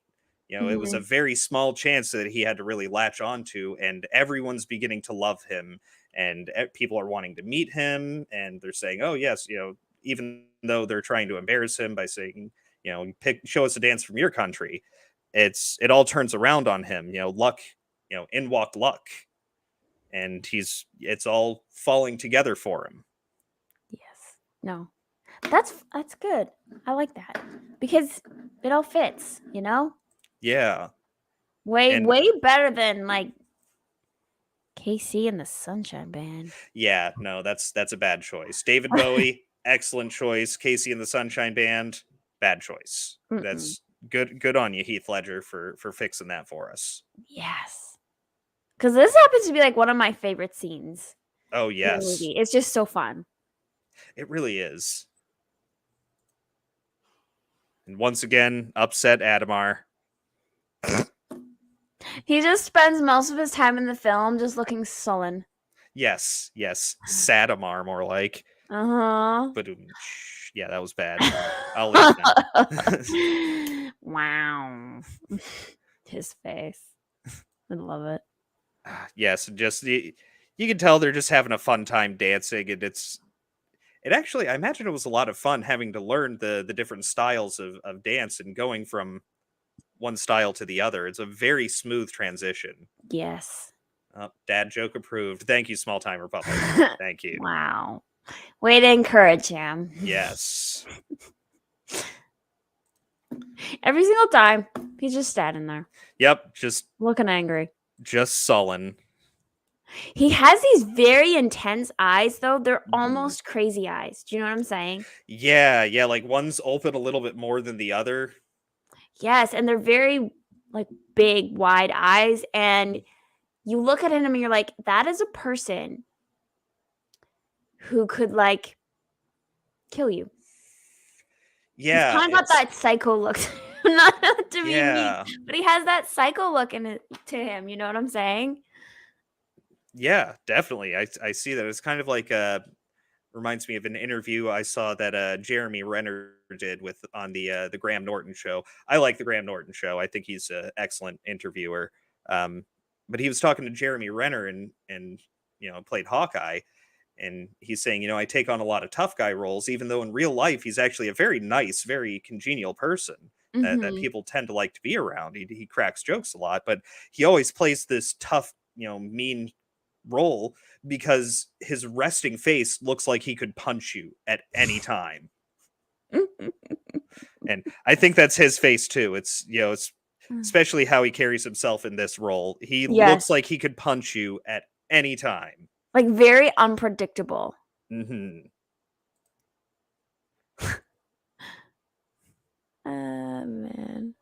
That's probably the moment where he's thinking, I'm never going to win her heart. I've got to go around and deal with her father. I remember thinking that Will's hair, even though they've kind of done something to it so it looks better, it still looks bad. Yes. And right before this scene, when they're doing the dance training, it's are you gonna wear your hair like that? There's another way. Yeah. And the Ferris is just like, yikes. Yeah. I also really liked her character. I don't think she pops up in too many of these scenes, unfortunately. I don't think so. But yeah, she's a great character too. She kind of became one of the guys. Yes. At the same time, like a sister. Yeah. It was great. Really filled out the whole group. Yeah, a sister that has 4 brothers and had to grow up with them. Yeah. And we have the obvious disco moves here.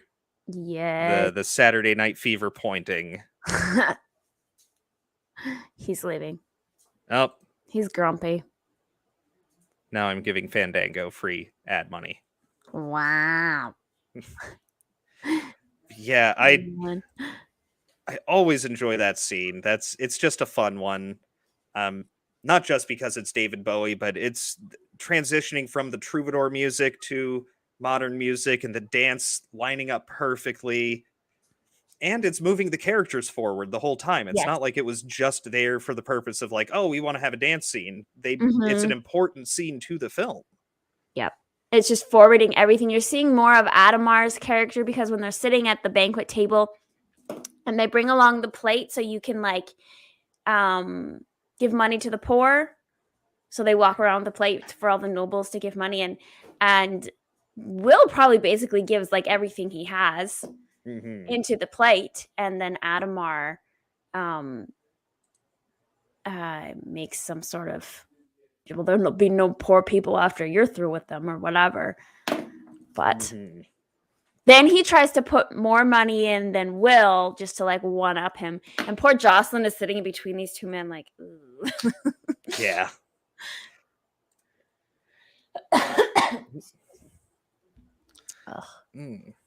I'm so sad we couldn't play that one for everybody. It was a I good know, one. right? It's really sad. I love all of these scenes that we have ready to go here. We just can't watch them. Sad, everybody, it's sad. I'm gonna figure out a way. We will. They would play in the afterwards, but then we can't have the live chat, and that's half the fun is being able to chat with all of you people. Yes, exactly. Interacting. Yeah. Well, got the next one pulled up. This is a shorter scene. I don't have too much to say on this scene, but I think it's one thing that's very important with Will's character. It's him. Nope, don't play. Don't play. Careful. Oh, we can take it down. Okay, not yet. Not yet. Oh, we're good for now. That half a second wasn't enough. But yes, they find out that Will's next opponent is actually the Crown Prince, the Black Prince of Wales, next in line to be the King of England. And of course, you're not supposed to joust against royalty because you harm a royal, that is automatic death. Mm-hmm. And Adamar had withdrawn right before that, and you can tell that the prince is just sad. He's just taken aback that he can't. He's wanting to joust. That's why he's there. That actor has such a minor role, like not minor, like a small role in this movie, but the parts he played were very important to forward the story. And in this jousting scene, like his face, he's just like, his face falls because he doesn't get to joust with anybody. And you can just see how upset he is by it. And it's not like this actor well, this character is the first time you're meeting him, but like he has a small part and he plays it so well, and you already you feel bad for him immediately. And he's also relatively unknown at this time because it's James Purefoy who plays that character, and he goes on to, he was like the rom-com king for like 3 years, and he's done quite a few other roles. I want to say, didn't he play Solomon Kane? I don't know. I want to say he was Solomon Kane, a movie I have not seen, but I've heard is excellent. Character written by Robert E. Howard, who also did Conan and Cull. Oh, yeah. Okay. Yes. If you're not familiar with Solomon Kane, it's an excellent character. He's a Puritan who goes around fighting demons, essentially. I've heard of it. But I've never, This is just footage from a Sunday afternoon in Maryland. Yes, that's all it is. Typical Sunday for Stephen.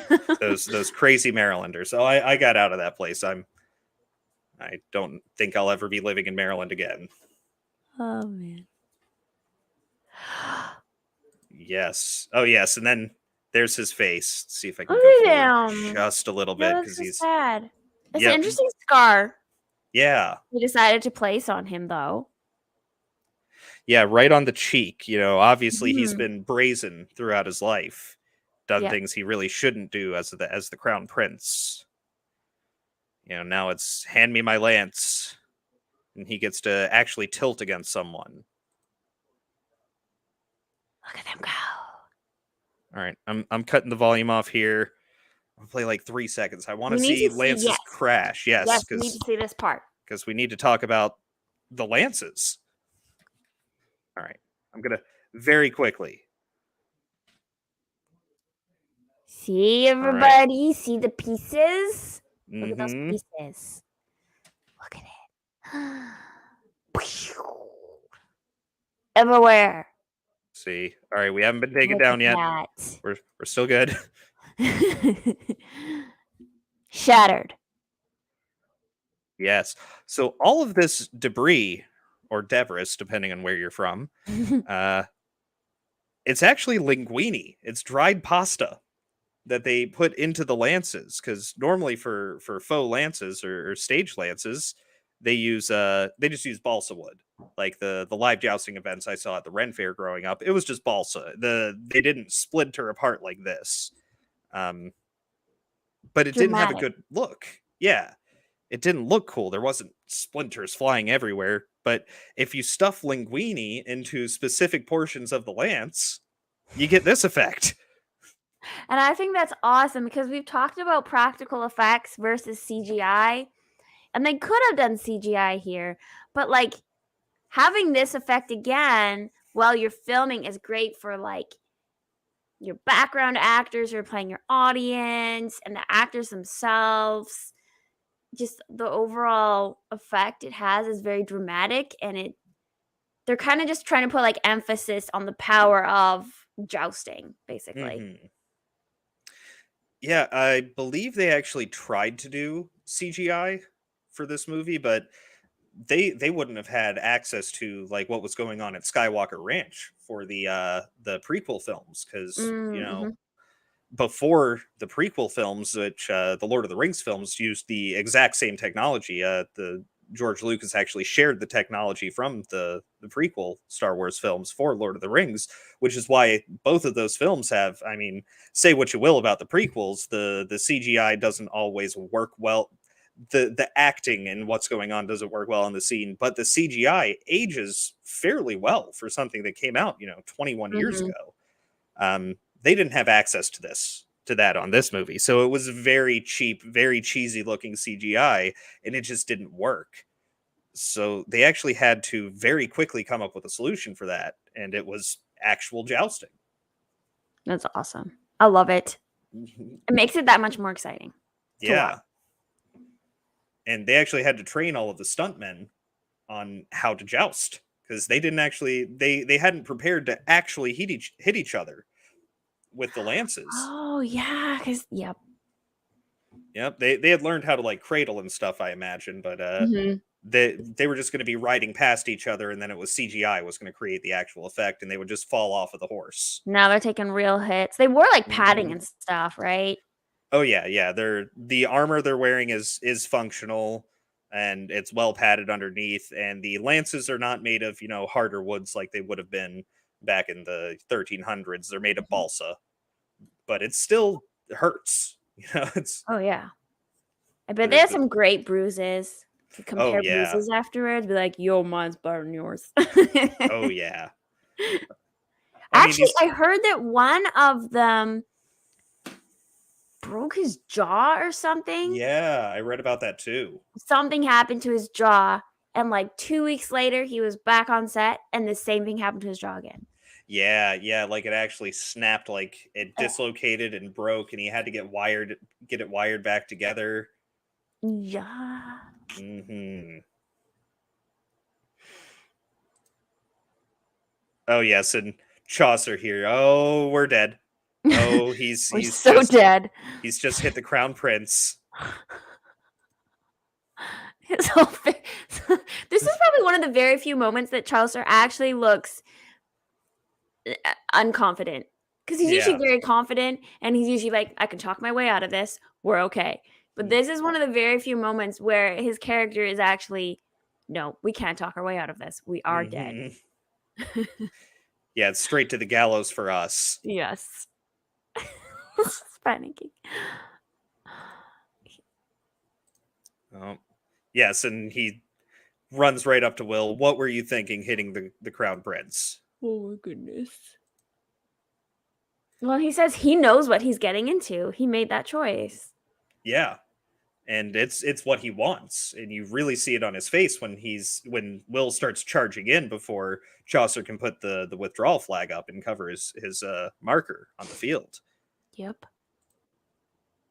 And this sort of gives them a bond. It does. And it also sets us up for what happens later in the movie and how he is able to how the prince is able to basically come to their rescue. Mm-hmm. Because you have to set up that relationship, right? Mm-hmm. That kind of previous meeting relationship you want to call that. Mm-hmm. Well, it's great setup for that. And also in this moment, Will is empathizing with the prince because he knows it's the prince when he grabs the lance and charges in. And it's because Will and the prince are both trying to be something that they are not. They're trying to be respected from their actions and not their place in society. Yes. Or their title. Yeah, exactly. And which I think the prince says that, right? Near the end. Isn't that what he says? Yes. Yeah, when he's in the stocks. Yes. That was a good speech. Oh, it was. It was. There's a lot of good speeches in this movie. Mm-hmm. There are. Which another one that I would love to go through and actually play are all of Chaucer's announcements. I have that prepared for later on. Such a good speech. Yeah. Paul Bettany just doing the whole, and I believe at the beginning of the scene, before what we have here is pulled up, he gives, that's when he's standing on top of the actual, I don't know what you call it, the wooden barricade between the two, knights.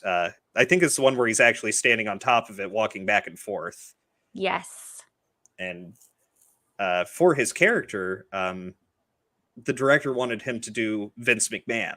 Essentially, he wanted him to be a wrestling promoter. And he's like, I don't know anything about wrestling. I don't know who Vince McMahon is. So he didn't know anything about Chaucer, and he didn't know anything about Vince McMahon, and he owns the role. Yeah, it's crazy. He just went in blind, and because he went in blind almost, it made it better. Like, it made it more unique. It really does. Yeah. More his character than just an imitation, because he didn't even look up, like, he didn't search Vince McMahon and go and get some WWE VHSs and watch those. He got the director to do an imitation of Vince McMahon, so he's doing an imitation of an imitation. Yeah. Yes. Which actually suits this movie so well anyways, to begin with. And probably makes the role more unique. Adds that extra layer to it. See, he's like, we're so dead. We're so dead. Yeah. Like, this is literally basically the only scene where it's the only scene where he's completely, because he always believes that they're gonna be fine, and he can talk them out of it, and they can get through anything. But in this one, no. He has lost all belief in his abilities. Yeah, it's to save the group. We're dead here. Oh. And even Adamar has this smirk on his face. He's thinking the same thing as Chaucer right now. Like, oh, this is going to get him killed. This is my chance to step up. Yep. But no, the prince is so happy. Yeah. He's so happy. Well, that was kind of the main point I had for this scene, was sort of the, they're mirror opposites of each other. Wanting the same thing from opposite ends of society.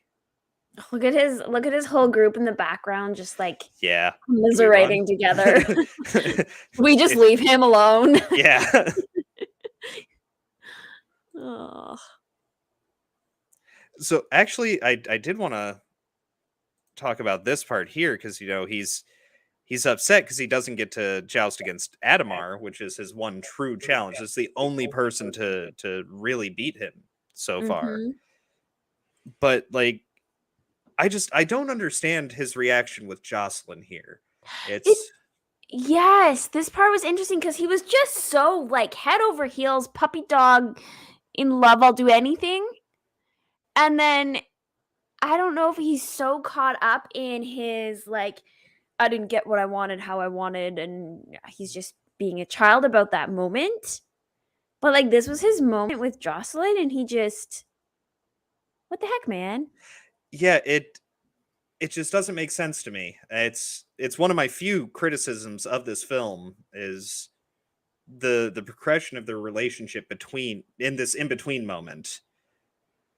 Like, almost like you didn't need this scene of them together, or did they decide they needed it to add some drama? I don't know, to add a little bit of tension. Maybe Yeah. it helps to make sense because later on when they're talking to each other in the church, she's sort of on where he is now because he's being very very sullen and just outright rude. Mm-hmm. And then later on when they're talking in the church, she's sort of on the opposite side, so maybe it's meant to build that up. It's possible.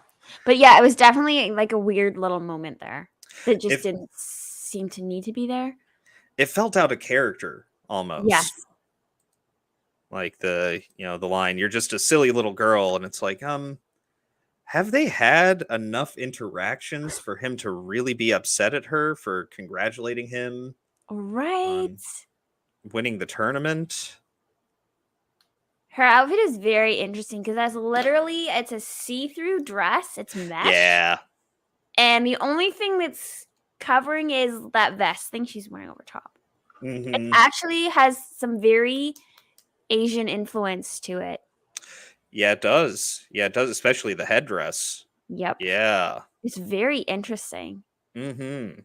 The costume choices they make, especially for her, like that, the costumer was just given full, like, just go have fun. Mhm. Like, you don't really have any rules. Just go up. Just go for it. Yeah, don't research anything, just what you think would be good for, both the 70s and the 1370s. Which I think maybe that's what she did. She took from the 1370s, whatever, and the actual 70s and just mashed it together. Oh yeah, especially like Chaucer's outfit later on in the film. Like it's so 70s. He's wearing bell bottoms. I know. And there's a scene where Will's wearing bell bottoms too. Yes. Yeah, the Asian influence, I definitely see that there. It's almost like sexy geisha. Yeah, totally. I don't know whether I would choose sexy geisha, and she never wears the same outfit twice. Mhm. I hadn't noticed that either, which makes sense for the time period. She was a noble. Yeah. She would have had the money to be able to do so. Although for the time period, her eyebrows are way too perfect. Oh yeah. Yeah. Well, I mean they had tweezers, they just weren't very good then. So Yeah. could have been doing some plucking. Certainly no waxing. Those are just too perfect. Yeah. They're great eyebrows, though. You look really handsome there, William. And these two are so cute Just like, because these two started having like a little Yeah. love connection between the two of them. That was actually like it was never up front. It was always happening in the background.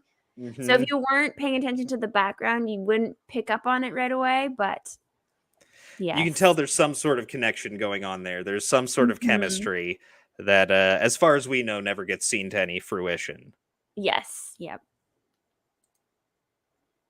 And then, of course, he's just chiding her for being a silly girl.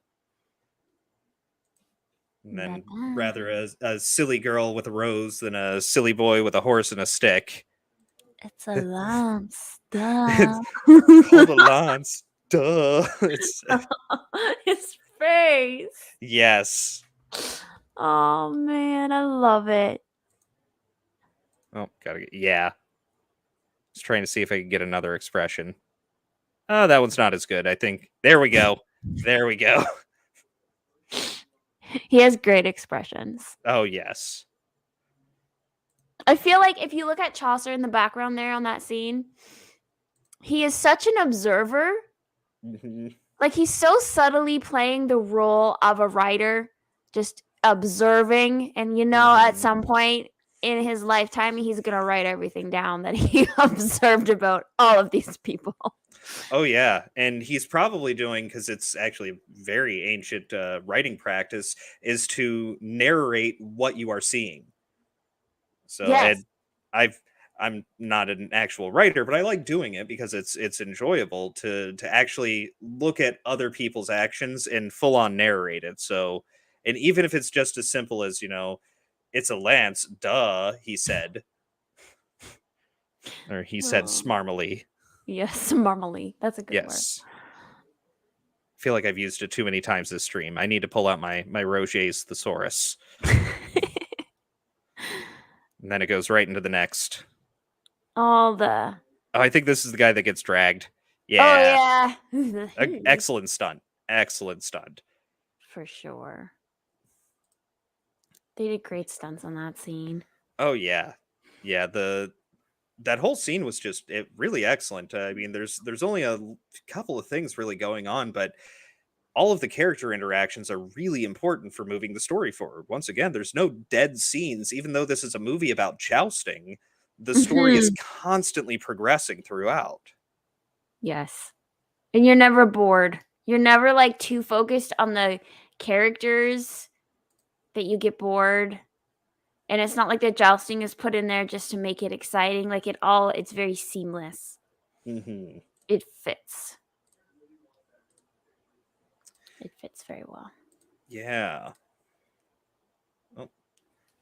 Ew. Well, that was the yeah. next scene, the final joust. The final joust and his spy. Yes. woman.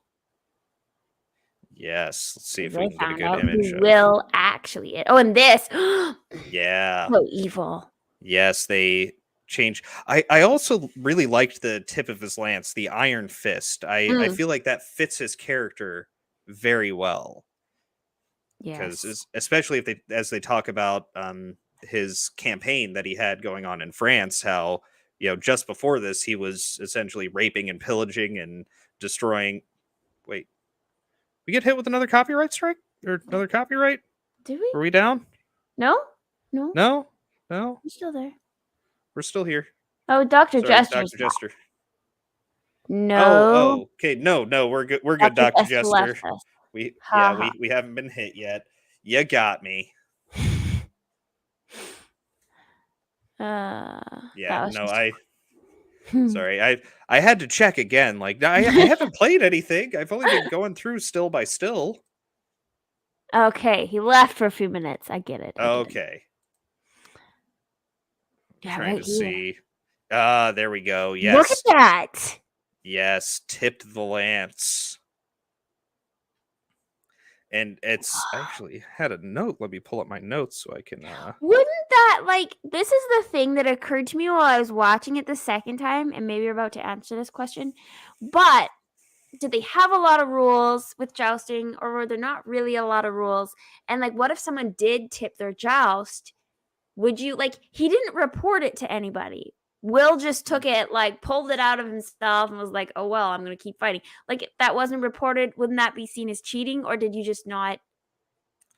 I imagine it would be seen as cheating because Adamar had mentioned way earlier in the film when he's discussing the rules of jousting to Jocelyn, which also just a side note is a really good way of you have character interaction of you see him, being very overbearing in that moment, very full of himself. It's definitely a mansplaining moment. Exactly. He's mansplaining. And it's funny because I feel like she's trying in that moment. It's a funny moment because I feel like she's trying to figure out his character. So I feel like she's actually kind of playing dumb.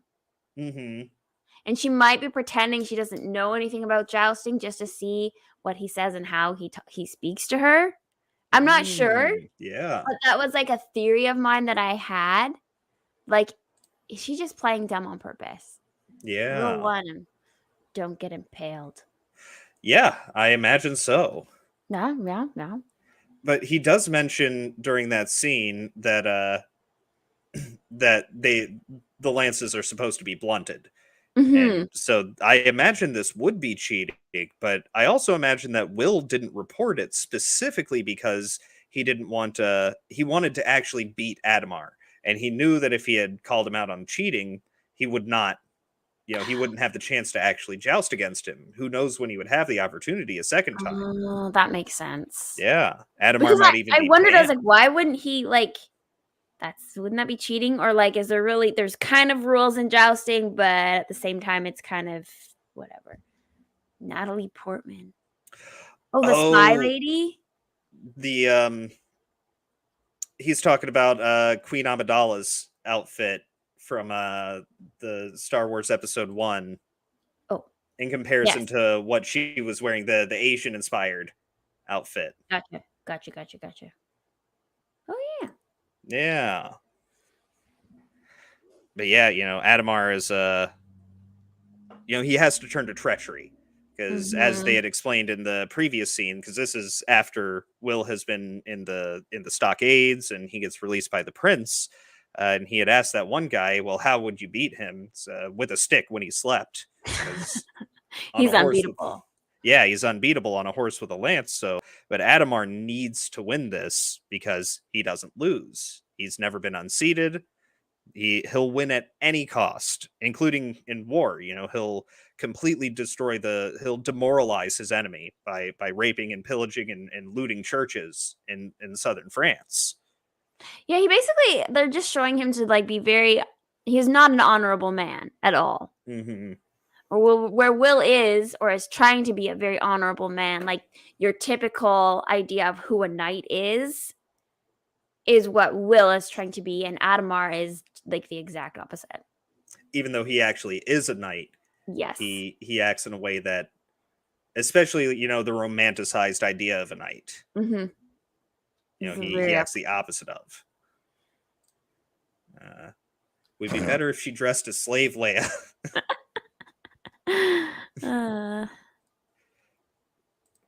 Yes. Oh, this is the outfit. This is the one. So ridiculous. Okay, I have to share. Fur lined, almost like trench coat and the bell bottoms. It's so 70s, like actual 70s. He's about to go to the disco after the jousting match is over.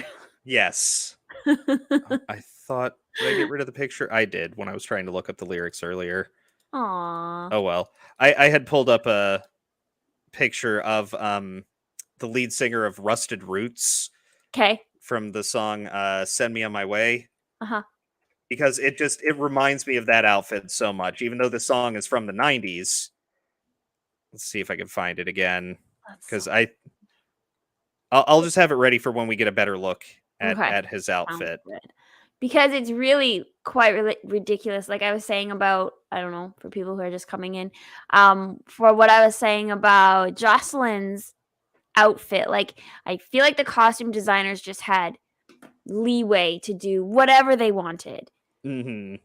Like whatever they felt like they wanted to do, mix 1370s with 70s with whatever culture you feel like. Yeah. Put it all together, mash it all up. Here's a crazy costume for you. And that's kind of what they did with some of our characters. Yes, definitely. Especially this. Let's see if we can get I think we get a better look at it when he's doing his announcement for this. Oh, yeah. And this Herald, yes. Adamar's Herald, he's so awkward. He's trying to emulate what Chaucer's been doing because it's really getting the crowd riled up. Uh-huh. And he just can't. It's sad. It's awkward and weird. And Adamar's like, wow. Yeah. It's like, Worst just move on with it. Herald ever. Oh, man. Oh, and this is them coming into Tilt once again. The prince is there. The prince's tournament. And assuming that's his wife, she looks quite modern. Anything. Yeah.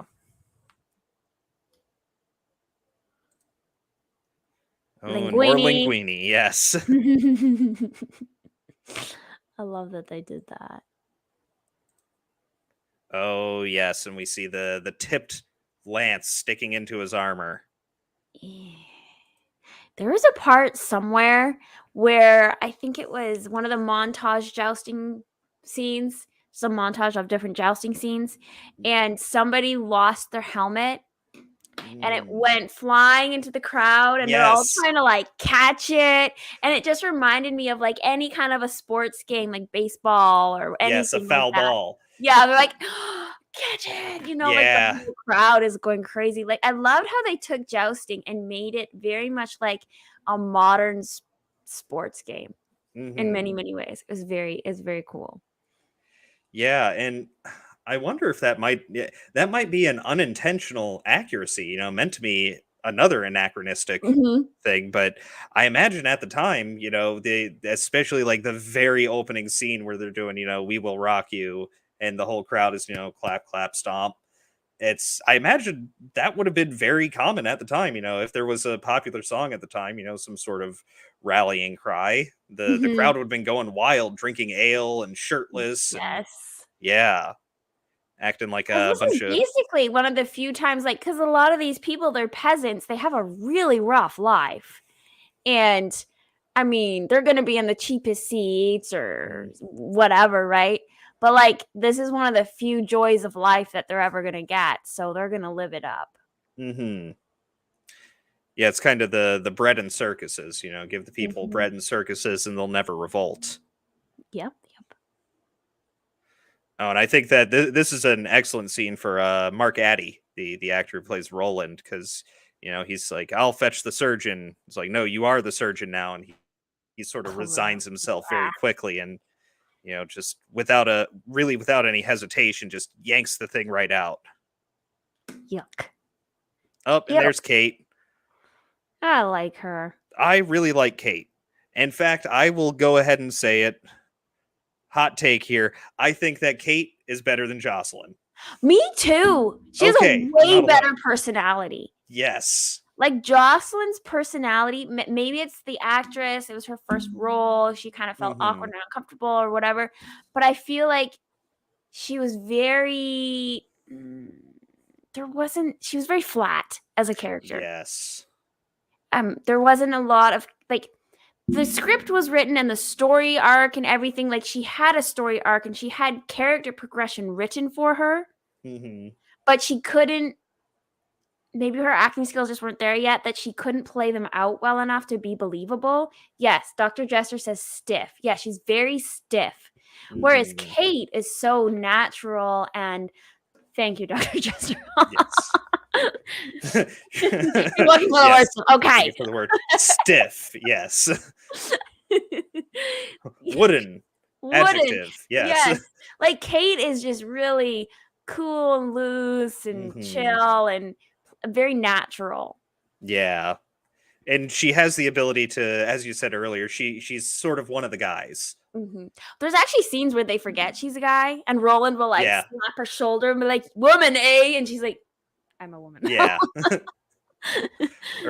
or the I don't think it's this scene. It was another one. It's are you a woman or a blacksmith? Sometimes I'm both.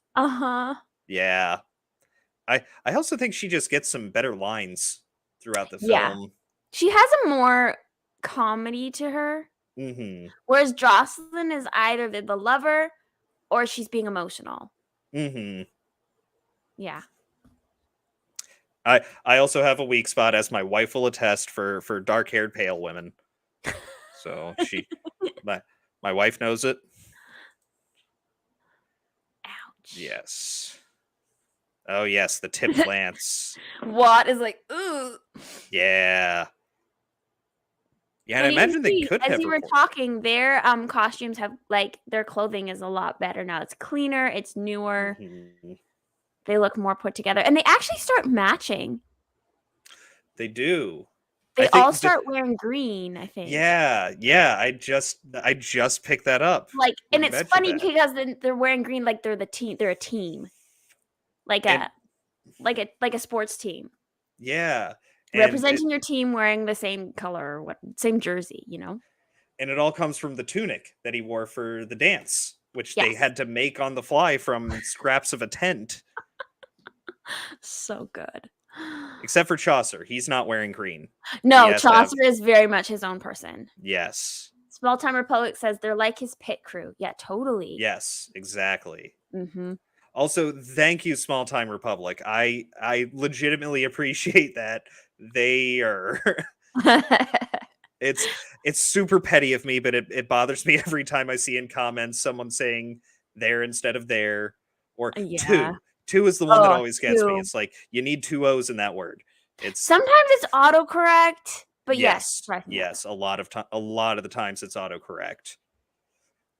But yeah, it's super petty of me, I know, and I try not to bring it up, but thank you, Small Time Republic. I appreciate that. Oh, and Adamar's face here. He knows. He knows that they know. They know that he knows. He knows that they know that he knows. Oh yeah, and he's just owning his treachery. Yeah, he is. But Will not wanting to give up. Didn't they say something to him? Because like they end like Chaucer would always say something to make Will mad. Like the night Yes. that you're up against this certain knight, and he is horrible to his serfs, and he treats his wife badly, and he taxes them horribly, and they're all dying of starvation, to make Will really angry so that he'll like beat all of them. Yeah, it was I want to say after the scene, the joust in Bordeaux, after he jousts the prince. Yeah, he's like, who's my opponent? Oh, it's so and so. He's raised taxes on his serfs 3 times. He's comfortable at banquets while his people starve. Yeah, Yeah. and it's Watt and Roland sort of crouch down under the horse's head, and Watt just says, could be true. You never know, but it Yeah. works. Like they just know how to work Will up so that he performs better. Yes, and that is an excellent scene in this, because he's just immediately like helm, lance, charges in, Yes. and completely destroys the guy. Yep. It's great. Also, once again, thank you, Small Time Republic. You're welcome. I'm glad I have possession of this welcome. Man. Look, I was raised by an English teacher. I can't help it. Oh man.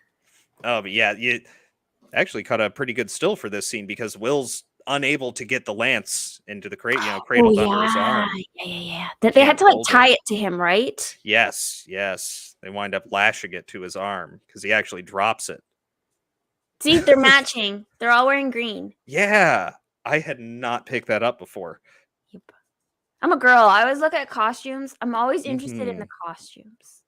Yeah, I did notice that Watt is wearing, he has the Black Eagles, which was the fake iconography for the what is it?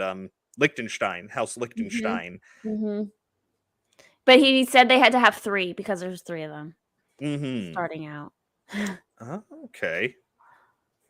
Dr. Jester, girl thing. Yeah. That's why I'm here. Sometimes I notice costuming. Depends on the film or the genre. I think this one I was just so wrapped up in the character development and the action and the jousting and everything. I noticed that the clothes were getting better as they were getting more money. I didn't notice that they're all matching. Yeah. Oh, and Roland has the eagles as well. Mm-hmm. Also, I got to go back to that because it's just perfect facial expressions for all 3 of them. They're all really such great actors. Oh yeah. I mean, really, the only actor who stood out, as Dr. Chester said, stiff, was what's her face, who played Jocelyn. Mm-hmm. Like, she's really the only one who you would say wasn't the very best.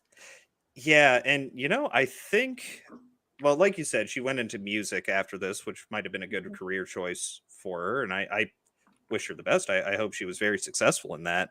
But yeah, I don't think acting was the best for her, whereas everyone else in this film really went on to have just excellent careers. I mean, Heath Ledger's was unfortunately short-lived. But yeah, the rest of them, I think just about all of them, because even Laura Fraser, who plays Kate, I didn't watch the show, but from what I understand, she had a decent role in Breaking Bad. Really? Yeah. Oh. I didn't watch it. I'd have to ask the wife. She got into that show. My pen isn't working. Uh-oh. Whatever. sadness. I actually, just in case any of that ever happens, I have pens aplenty This always is a around. new one. I just went in my desk and got it, and I can't. It Oh, won't man. write. I'm so sad. I even have a box of mechanical pencils. Oh my gosh, brother. In fact, I probably have somewhere in the realm of 300 to 400 mechanical pencils in this room, and that's not an exaggeration. Well, I play tabletop games, and Oh, so okay. I go through mechanical pencils, and this room in particular is where all my friends would come over, and schedules are making it difficult now, but this was the room we all played in. So I tried to have a bunch here, and anytime they were on sale for before school started, I would buy them. So yeah, I have a lot of pencils. My husband has a thing for pens and pencils. I get it. Yeah, I'm more of a pencil writer personally. I like have bad pen. handwriting. I like a nice smooth pen. Mm-hmm. Yes. Yeah, my boss gets the super fine tip pens. That's what he likes. And I grew up with a small and large motor coordination disorder. So I had to, I really had to focus on my writing growing up. And my handwriting has improved over the years, but it's difficult to write with the super fine tip pens. So finally I talked him into just get some Bics, like please, just some plain old Bics with a fat tip on it so I can write with it and make it legible. Yeah, sorry, getting off to the point. It's all good. Of course, the pen did a mechanism. I didn't realize that was like a meme in your chat until it was in your chat last night with Pops, and it was you kind of boomered the ending there. I do that all the time, even when I'm recording, and I just leave it in because I'm like, whatever. Yeah. And Dr. Jester's the one that coined that mechanism. A mechanism, I'm pretty sure that nice. was him. Yeah. Oh, fat phobic because I like the fat tip pens. Okay, fine. Dr. Jester. I guess I'm now an istophobe. Well, I already was, but not to dig too much into pens. Yes, Zebra, the steel pens with the black grip on them. I had a couple of those when I was a kid because they sell replacement. Replacement. What's the word? The ink tube. Yep. Mm-hmm. Yeah, and so you can buy different styles for them. Nice. I did like zebras as a kid. In fact, do you have a zebra pen? We went off the rails again. Yeah, we are completely going off the rails here. I don't think I have. I'd have to search for it. I have a zebra mechanical pencil that was actually my grandfather's. So it was probably purchased sometime in like the 60s or 70s. I don't exactly know where it is though. You should keep that. It could be like worth money someday. Maybe. I don't know. Well, it's more sentimental for there me. You go. Yeah. No money. And I try to keep using some of the stuff that he left behind for me. So wow. It's right stuff. Underneath our chat, I have an ad to rent A Knight's Tale. Really? Yeah. Yes, it was me. I am proud of my nonsense. Proud. You guys need that eye cover thingy that they use on horse. Blinders. Yes. Oops. Sorry. You started talking about pens and pencils, and I have like 1,000 of them here. I like this. I just realized this scene right here that you paused on. We can actually see the armor and how that leg armor that gets put on him. It looks like once he sits down. Yeah. To see how it's bent and it molds around how his body is. Yeah, you can't walk with that. You can see that was put on him after he got on the horse. And that makes sense because right at the beginning of this scene, they show them sort of adjusting that particular piece of armor. I can't remember what the thigh armor is called. I don't know. I do not know. But I just noticed that. It's gonna bother me if I don't remember. It's not Greaves. Is it Greaves? I'm going with Greaves. Yeah, because they show them adjusting that right at the beginning, and I was thinking, okay, yeah, it makes sense. You would want to make sure that particular piece is in place because that's a spot you might get hit. Everywhere else is, a bit more sturdy and a bit more covered. and Yes. that one would be more likely to shift. I just noticed that. That was Yeah. Yeah, good catch. okay. It's called tin can with spam inside. All right, thank you, Small Time Republic. Tacits. Okay. Oh, okay. Are Greaves the arm Tacits. ones then? I think Greaves might be the arm ones. I don't know. Yeah, I know Pauldron is the shoulder. Yeah, I think Greaves are for arms. Bracers specifically for the wrist. Yeah. Tacits. Okay. Tacits. I Okay. learned something new. I had never Yeah. even heard of that one, but I just noticed when you would pause it, I was like, Mm-hmm. there is no way you can get on a horse with that on your body. Yeah. That has to be placed once you sit down. And that also reminds me of the scene earlier in the movie where all of the other knights are laughing at how thin his armor is because Kate has devised this new heating technique to make the armor, thinner and stronger. And they're all laughing at him because he's walking up with this armor that's obviously going to get him impaled.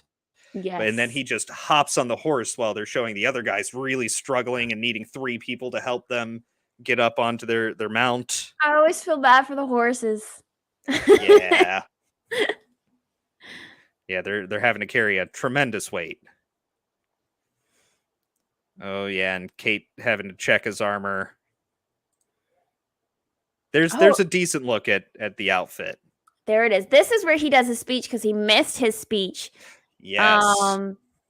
This is not his last speech. This is his second to last. No, it is his last speech because his Will's last speech. dad is there. Yeah. This is his last speech, and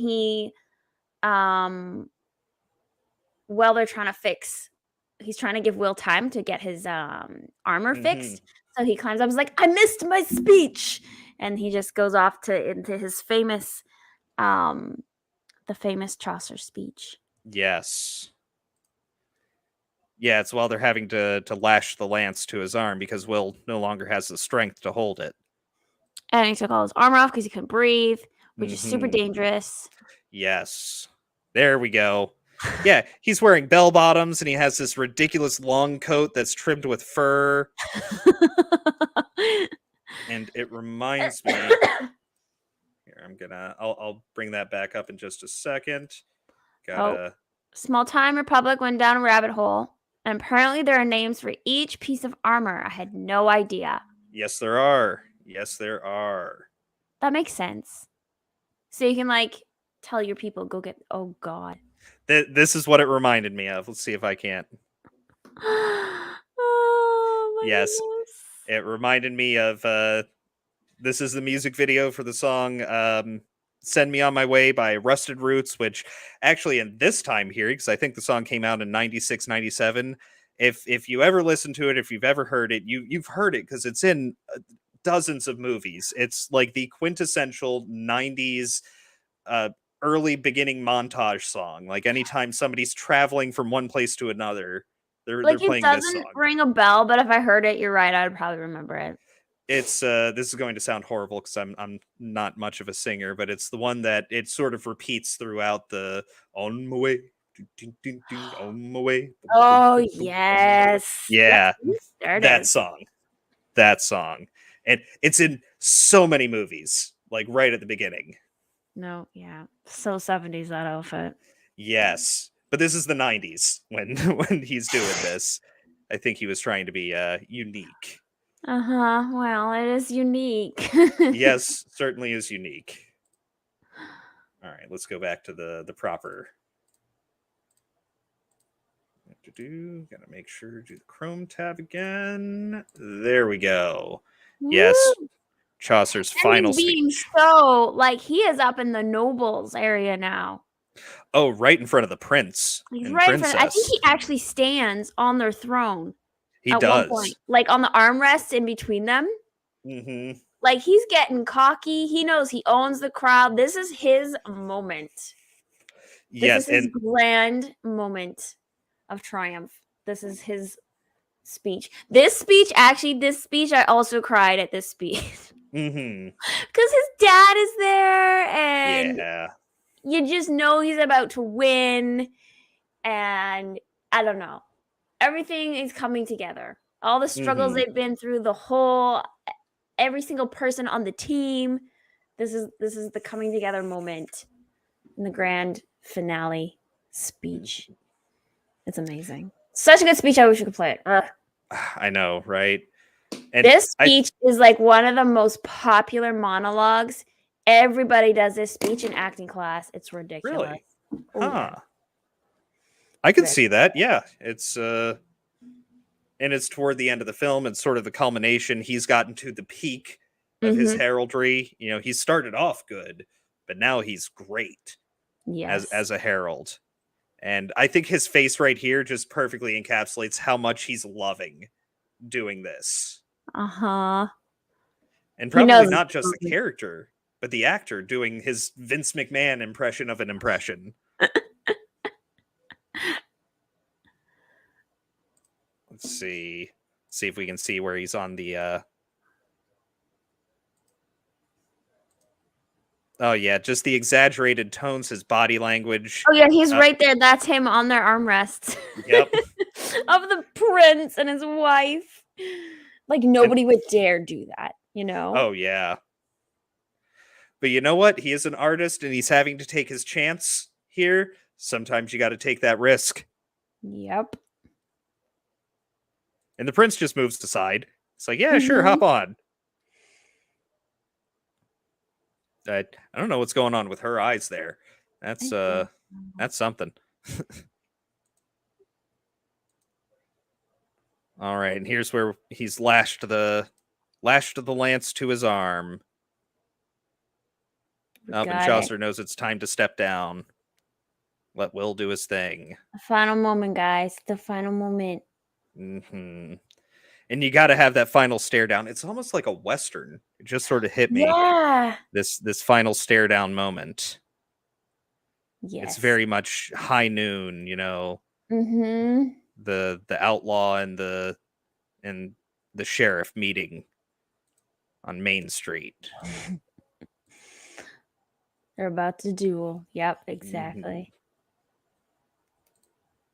That confirms that he sings in the shower. That is a correct assumption, Dr. Chester. I do, in fact, sing in the shower. Yes, I'm quite known for it. I have even heard my wife giggling off to the side while I'm in the shower. I'm quite fond of Muppet songs. In fact, if you must know, yes. I like my Muppets. I think Muppet songs are good fun. So, yes, many a times Muppet Treasure Island. Yes. Many a times I've sung the Rainbow the Rainbow Connection in my bad Kermit voice.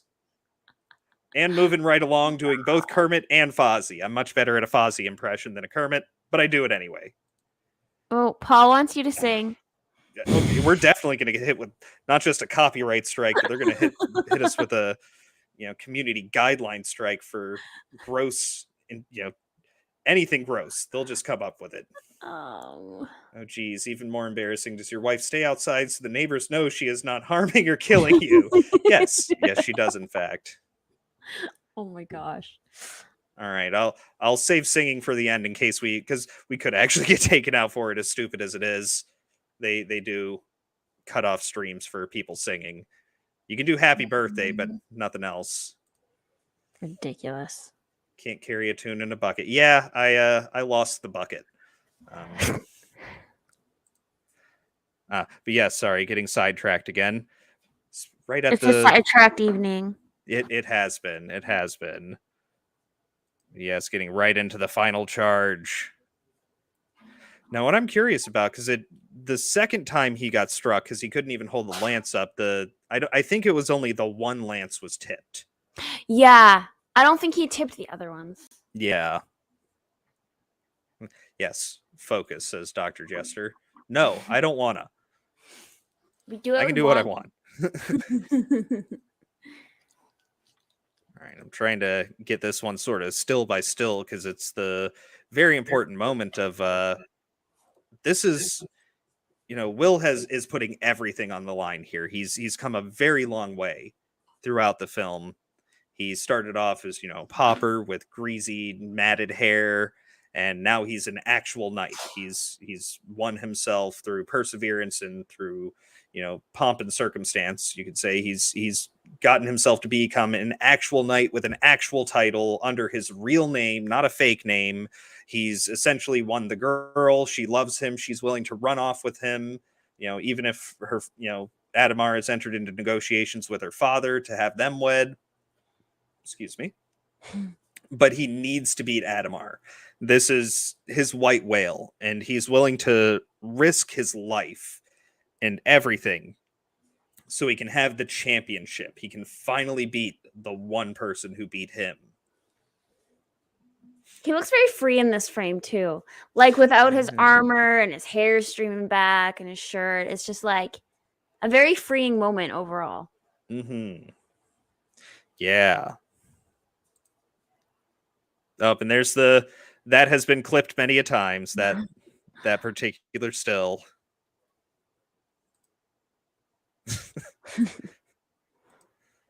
Oh, and look at all that linguine. And yes, of course, strikes true. I love it. And I love how many times they replay the scene of him falling off the horse, like over and over and over again. Different angles of him, the same shot, different angles of him falling off his horse. Well, this would be a big moment for Adamar as well, because he, as he mentioned at the beginning of the film, he has never been unhorsed. And as far as we know, Will's the only other jouster who has also never been unhorsed. This is true.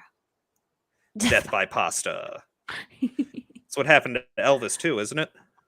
Oh. Yes. This one, okay. He doesn't actually look like he's lying in the dirt. It's green screen. It's gotta be. Is he hanging over something? I never noticed it until I watched it again because I hadn't seen it in a few years. And I was like, why wouldn't he just be lying in the dirt? Yeah, that didn't make sense to me too. Like, you have dirt. You have... Maybe he wasn't on location at the time when they needed to film this. But I feel... That's possible. It feels like the threat of, because Will makes the threat to him several times of, next time we face each other, I'm going to see you on your back. I'm going to knock you off your horse. It feels like they would have planned for that moment and not used because it's such a big moment. Yeah. It's one of two obvious green screens that I saw in the film. The other one is when Will is walking into they have this big, huge Gothic cathedral. Oh, we've got a Heron of Alexandria. Glad to have you here. Aw. We had some issues at the beginning, so, Yeah. So we can't actually watch all of it. Oh, and we got to get... I love this. Yes. You have been weighed. You have been measured. And you have been found wanting. Yep. It's so great. Oh, yeah. And all five of them here standing there with their heads right against each other. That's when you can tell that they're not just friends in the script, or the characters aren't just friends. You can tell the actual actors have a very good chemistry and good relationship with each other, probably from that 2 weeks they spent partying instead of studying the script before the movie. It sounds like they did so much drinking and clubbing. Yeah. From what I read, they partied hard. Yes. And I mean, they would. Most of them, they're all quite young, so. Got a hi, Megan, from Heron. Hi, Heron. Yeah, they're all young. They're all relatively unknown, so they wouldn't feel like they were risking too much by being, unprofessional and going out to drink every night. But I really felt like this perfectly shows all five of them together in one spot with true chemistry going on. Yes, for sure. And I think this cuts off right after here. We don't get to see the very last bit of the movie, which is really just Will running up and kissing Jocelyn, and then goes, fades off into the stars. Such a good ending. Did you see the last scene, like after the post-credit scene? I didn't know about it until I started looking up trivia about the film, and I had to go back when I did my second watch through, the critical one. That's when I I skipped through the credits to see I that. had Yes. never seen it because I'd never watched the credit. Like halfway through the credits, I turned it off, and I'd never seen it until my my first like initial watch through, and I was like, how did I miss? Yeah, I had no idea. I didn't think of it either because it was not a common thing to do for movies. So for you out there in the audience, after the credits of this, there's a very short 30-second scene that is the four others, not including Will, but the four others seen here, having a fart contest. And the funny thing is that Kate wins She wins and Watt loses. because he did a little baby like Beep. toot. And everybody's like, you're Yep, out. you're out. It's so great. And that was supposed to be in the film. Yeah, I don't think that the producers wanted it in or something, and they had to Yep. fight to even put it in the after credits. But it's really funny because it just shows like those four together. Like that would have been such a great bonding moment, right? Yes. Just the four like roadies, pit crew, you know, Mm-hmm. because they do show other scenes of them going, these four going to the bar together, like without Will. Mm-hmm. Yeah, like Because- when they bet the Frenchman. Yes, yeah, and they go and they're kind of drunk and rowdy singing and whatever, but yeah. So they kind of showed that rapport there in that scene, but Mm-hmm. the fart scene. I guess you don't need it to show No. that they all, become fast friends. And that she's like one of the boys. That probably would have. Yeah. It would have But- solidified it more though. Mm-hmm. Especially since she wins. It's true. The others are like, whoa. Yeah. they are impressed. Yes. And Dr. Jester, that's why I fast forward the credits of every movie now. The movie's from 2001. If the movie was from, after the Marvel films became popular, because now Yes. every movie has an after credits scene. Mhm. And so I just didn't expect it. I'm like, oh, it's from 2001. It doesn't have an after credits scene. Anything before like 2012, the only movie that had an after credits scene before 2012 is Ferris Bueller's Day Off. That's it. Really? Oh yeah, it's a very short one. It's him talking to the camera again, and he's just, "What are you still doing here? Go home. Go on." And then Oh, it I cuts. think I have seen that. That Yeah. scene. Yes. Okay. Yep. Yes, Dr. Jester. Girls don't fart; they just fluff powder. Oh my gosh. Girls fart all the time. They do. They do. About. But the after credits thing, that reminds me, there's the movie theater that I go to in my town. There's two theaters. I go to the one that's a little bit farther of a drive, but literally like a 3-minute difference. But it's just a better place to go, in my opinion. There's a guy who works there, the guy who takes the tickets from you, who is this guy is a straight up Chad champion. He is amazing because he will tell you as he's taking your ticket whether or not there's an after credit scene. That's awesome. It So you is. know whether to stay. Yeah. And, because always when you get to especially if it's a long movie, it's been like a 2 to 3. Heck, movies these days are like 3.5 hours sometimes. And he'll just tell, and you gotta pee at that point in time. Yeah. There's no intermission. I've been saying we need intermissions back in movies for a long time. You do, because they used to do Do. that. They used to be so long that they would put an intermission. Mm-hmm. You take a break, and then what was it, like 10, 15 minutes? Usually less than that. It was between like 5 and 7. It was just enough to go refill your drinks, have a quick smoke, or use the bathroom. They usually try to keep it quick. No, I would totally go with that. Yeah, but they don't do it. So it's been like 3 hours. You've had a giant slushie. You've and probably a bottle of water you snuck into the theater. At least I did. Yeah. And you gotta pee, and you're sitting there like, okay, hurry up with these credits. I want to see the very last scene. A couple of them, I just don't. I'll Google it when I get home. Godzillionaire is here. Hey, Godzillionaire, glad to see ya. Lord of the Rings had intermission. Did it? Oh, I'm trying to remember. hmm. I was like 11 through 13 when those movies were coming out. Yeah. I can't remember, but yeah. Yeah.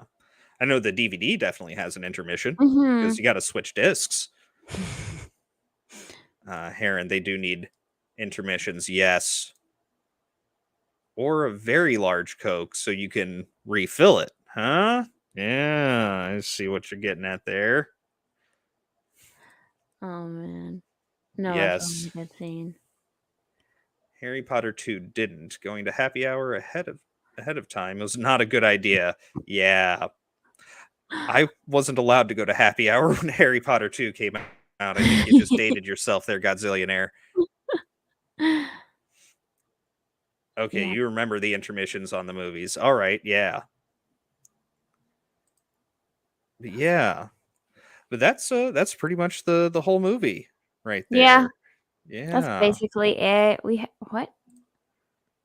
Kind of just a little. Everybody going off in the sunset, all happy. Yes. It really is a happy ending too. It's very much follows similar to like Princess Bride, how you had the fairy tale story and Mhm. it's the happy ending. This one also has a happy ending, and it was almost to the point where I knew, even though I'd seen the film before and kind of remember, I really didn't remember much of it. Seeing this again, which is probably a good thing because I really enjoyed it. Yeah. But you expect it to be a happy ending. You're like, he's gonna win. Yes. Yes. Yeah. Which There's no doubt. it It's very. unfortunately removes some of the tension, but it's still a really good ending. Mhm. No, I love it. He's one of my favorites. Mm-hmm. I wish we could have played more for everybody. Yeah, we'll have to ask Extra Girl what she did because she was literally watching The Princess Bride. But Okay. she had some overlay, and so it was like very Mhm. shadowy or something. I don't know. I'll have to message her. You message her, Mm. and I'll message her too, just in case she doesn't. Yeah. Godzillionaire says, It's- I'm not that old.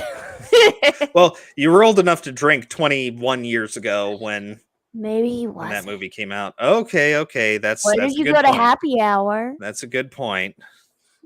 Who knows? Maybe he had just turned old enough. In which case, okay, yeah, you wouldn't have been that old. You'd only be 42 now. That's only 10 years older than me. It's not that much. Oh man, At a certain point in time, age is relative. it's true. Basically, you hit 30 and you're like, age doesn't matter anymore. That's it. Pretty Doesn't- much. Pretty much.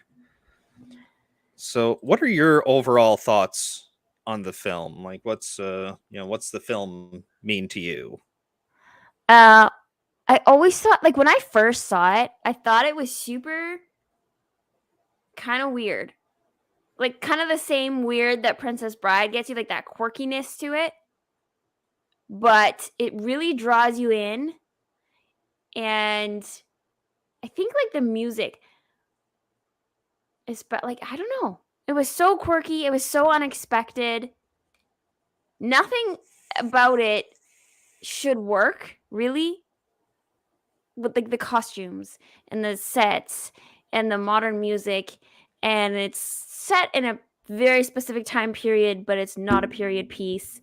And they take things from that period. I don't know. I feel like Princess Bride, and they take such randomness and its action and its adventure and it's a love story, and they seamlessly blend it all together. But I also love that it's the story of somebody starting from nothing, from the bottom, and it's just very filled with hope. And I always found it when I first watched it was like inspirational, you Mhm. know? Yeah. Like, and I still find it inspirational how he just starts from nothing and he's so determined, and literally he's not going to allow anything to stop him. He talks his friends into giving most of their money to him at the very beginning, you know? Mhm. Like, no, you're not. You're going to still go hungry, and you're not going to go back home to England. You're going to give me your money. We're going to become famous, like, and make way Yeah. more money. Yes. It's also this really great story of friendship. Like that friendship that everybody wants. Yeah. You know, where they just support you, they believe in you, you joke around with each other, you mess around with each other, but like in the end, you're there for each other. Mhm. No, I love it. Yeah. Goodbye, Dr. Jester. Bye, Dr. Jester. You're welcome. Yes, full of mechanisms. I don't think the stream going down 3 times was This your is fault. true. That's That wasn't me, though. that was not your fault. Wasn't me. Also, we had some shit talking going on here. We had Godzillionaire. I'm not that old. Dr. Jester, 32. You are old. 32 is not that old, okay? Just because my body's falling apart doesn't mean I'm that old, okay? Yeah, you kind of hit like 28, 29, and your knees are like, we're done. Yeah, they're like, no, you've been doing too much with us. Let's see. 50 is the new 30. Okay. I am not older. That is a lie. I feel like you're older. Yep, just like you just said, 28, it's all downhill. Oh my gosh. Hit 30 and felt ancient. I'm 30 years old. Do you remember being like a teenager and be like, oh God, I'm gonna be so old when I'm 30. Oh God, Yes. how will I live past 30? And then you get Yeah. there and you're like, it's really not that bad. Yep. Except that your knees hurt. Yeah. I even remember saying to people who were older than me, like family members and the like, oh, you're like 30 something now? Oh God. And I remember my mom for the longest time kept saying, I'm 29 for the 5th time. Yeah, Something that's like what my that. mom Yeah. would say. Yes. And I'd always have to do the math for her just to be a dick. And I'd always add a couple of years too. Do the Let's boomer see. ending.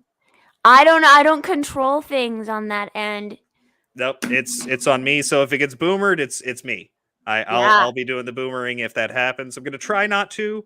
We'll see. I boomered it a little bit last time, but in the opposite way. You ended too soon on your stream last night. I ended too late because I didn't realize that when you click end broadcast, you have to click a second button before it actually ends. Yeah. Ugh. It's ridiculous. Ah, yeah, Let's good see. point. Yes, We Sim talked Blau- about that a little bit. Yes, we did. Yeah, how that set him up because, and I was gonna bring that up, but I didn't pull the scene up. I forgot to download it. Oops. It's okay. But yeah, how Will empathized with the Black Prince when he jousted him, and then the Black Prince is able to return that and empathizes with Will when he's in the stockades. And he also makes a really good point about friendship Mm-hmm. too. And he says, you're like how your men treat you and respect you and their love for you shows me what kind of a person you are. Mm-hmm. And how much they care about you. Yeah. Yeah, and he said something along the lines of if that was the only thing I knew about you, it would still be enough. Mm-hmm. Yeah. Yes, Godzillionaire, James Purefoy was the Black Prince. Another one of the actors who went on to do a lot of, not a lot of films I watch because I'm not the biggest rom-com guy. It has to be a particularly good rom-com for me to watch it. I never liked rom-coms, but I always ended up watching a lot of them because like all my girlfriends, like that's all they wanted to watch. But I never liked them. There's a couple that I like. When Harry Met Sally. That's a great rom-com. I don't know if I've seen it. Okay, that's on the list. We'll be doing that one of these days. Okay. So don't Harry worry. Met Sally. When Harry Met Sally, yes, excellent movie. It is a rom-com, but it is more, I don't know, it has a bit of equal rom and com, but great show. Oh, that's right, Godzillionaire. Thank you. The Following with Kevin Bacon and James Purefoy is the antagonist. Is that I watched the first season of that show. I didn't keep with it though for some reason. I don't know why. Oh, and he's great in Rome. I have been meaning to watch Rome, Heron. I've heard it's a great show. I know it was written by George Milius, who is one of my favorite screenwriters. He wrote Conan, Dirty Harry, several of the Dirty Harry movies. He's an excellent writer. He's also like one of the few hyper conservative writer directors from Hollywood. So I like that. I mean, he's more conservative than I am, but he's big into, guns and freedom and motorcycles and stuff like that. Yes, John Cusack does have some good rom-coms. Can't remember the names of any of them, but he does. Yeah. Ooh, now that is a tough one to put up there. That Rome is the best show HBO has ever produced. Perhaps show that has had multiple seasons, because for my taste, I would actually say Chernobyl is probably one of the best HBO shows. I also have a soft spot for Jared Harris. I think he's one of our best contemporary actors. He's just amazing. Stellan Skarsgård is also very good in it. I've never seen it. I don't watch a lot of TV shows. Oh yes, Chernobyl was excellent for a period piece. And it's not like historical fiction. They change a couple of things here and there, but it's definitely a period piece of the Chernobyl disaster. Okay. Mhm. I might like that, actually. Then. Yeah. And it's a fairly scathing review of communism, which I like because I don't like communism. Yeah. not a fan. Yes. So, yeah. your overall thoughts then, Stephen? Yes. Here, I might just read what I have on my notes here. So I think that I kind of wanted to look at kind of like I did with Princess Bride. I wanted to look at this for what it says about the human condition, because that's what makes stories excellent, is they are a lens into a particular part of the human condition. And I think the biggest one with this, and I think it's stated multiple times throughout the film with a very good allegory, is the desire to be more than we are. And they use the allegory of changing your stars. A man tries hard enough, he can change his stars. Oh, there's a puppers. They're like, it's like they know we're winding down, and they're like, it's time to go, right? We can get up now. Yeah, almost puppers. let me get through my speech here. You've got a speech. Yes, not Chaucer level, but I got a speech ready. So and everyone from laborer to movie star, from pauper to prince, wants to be not just something else, but more than what they are. We have a desire to see ourselves as something greater. And to do so, it takes spirit, determination, will to move forward, dedication, and risk of failure. And some people will leverage their homes, others will sacrifice their relationships in order to try and start a business, or dedicate themselves to a craft and become a truly great artist. And very few people can actually really have it all. It's very difficult to maintain that balance throughout your life, and many people it takes years, decades to really reach a point where they can have everything that they want. But Sir William Thatcher shows us that even a peasant can go from cheapside to champion. It's such a good movie. It's so fun. It is. It's wholesome. It's uplifting. Yes. And it does not feel like it's, what did you say, 2.5 hours long? I think the total runtime was 2 hours, 12 minutes. Yeah, it doesn't feel like that. It feels more like an 1.5 hour long movie.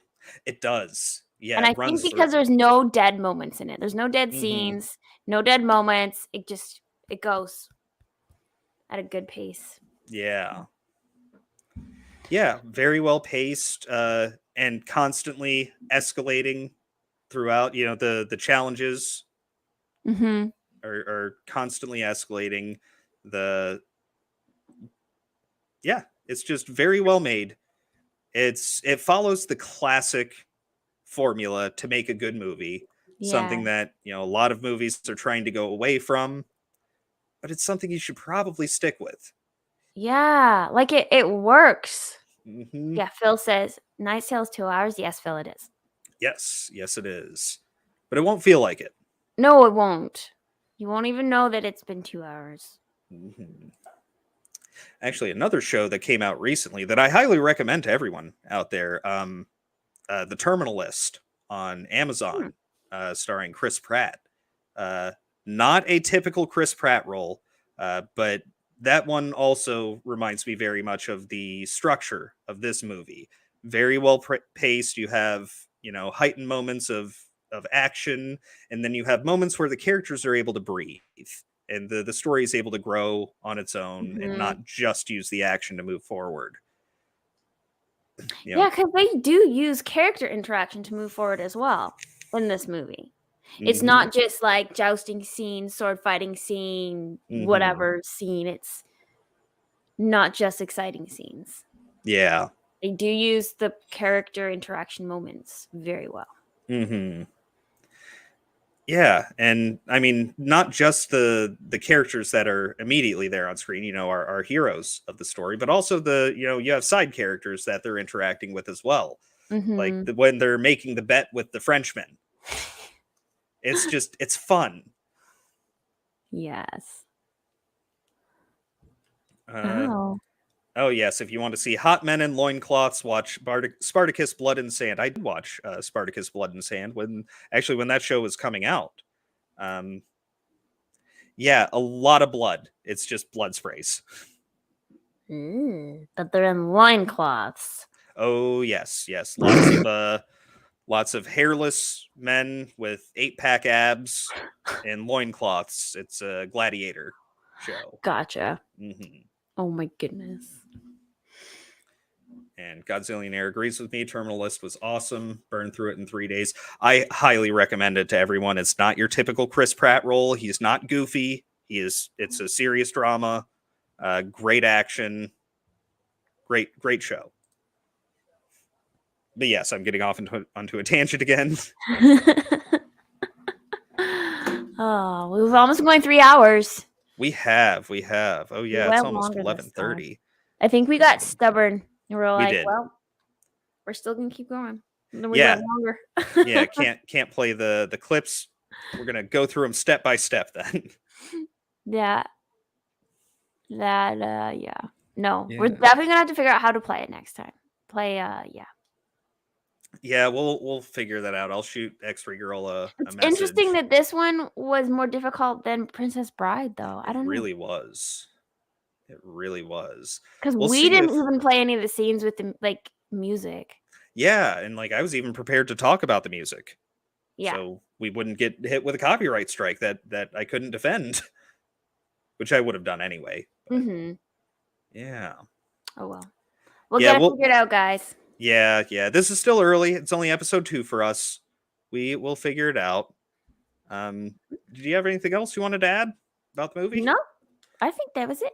Yeah, I think we covered that pretty well. Phil, go watch A Knight's Tale and Princess Bride. And your list is Yes. going to get longer, so you better get on it. Yes. If we play clips with no sound, Phil is saying if we play clips with no sound, it may help. I turned the sound off the third time we got hit, which I mean, I wasn't even playing sound. I was dragging through the clip. Yeah. Like I clicked the little bar at the bottom and was dragging through. So unfortunately, even that doesn't work. So we'll figure it out. It's probably overlays and mirroring and a bunch of other stuff, and I might have to run it through a separate program. But we can make that happen. It's all good. Oh, sorry. Phil has seen A Knight's Tale. He needs to see A Princess Bride. You need to see Princess Bride. Oh, sorry, I was showing Small Time Republic. Sounds like there will be a test, Phil. There will be a test. We should start asking you guys questions. Oh yeah, yes. I guess we can't do polls, can we? I don't know if I can do them through StreamYards. Maybe. You have to. I don't know. I think it depends, like what tier you are. Maybe. Yeah, I just have the free one. We just have the free one for this. Yeah.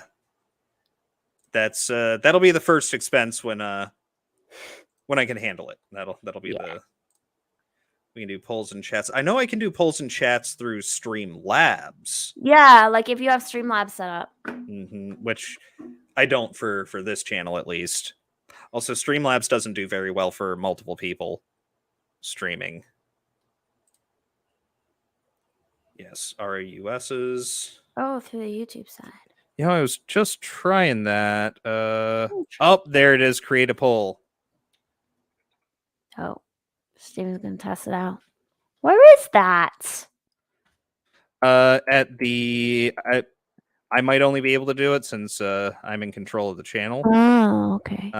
But yeah, because right next to where you have the add reaction, the emote button, there's another thing there for create polls. Mm. All right, so far 100% yes. We should do polls. But yeah, excellent film overall. I really enjoyed it. Actually, I enjoyed it more than I expected. Really? I really did. Yeah, I wasn't sure how I was going to feel about it going in because it's kind of a forgotten movie. It is. It's unfortunate. Yeah, but no, Because I it's really so enjoyed it. Good.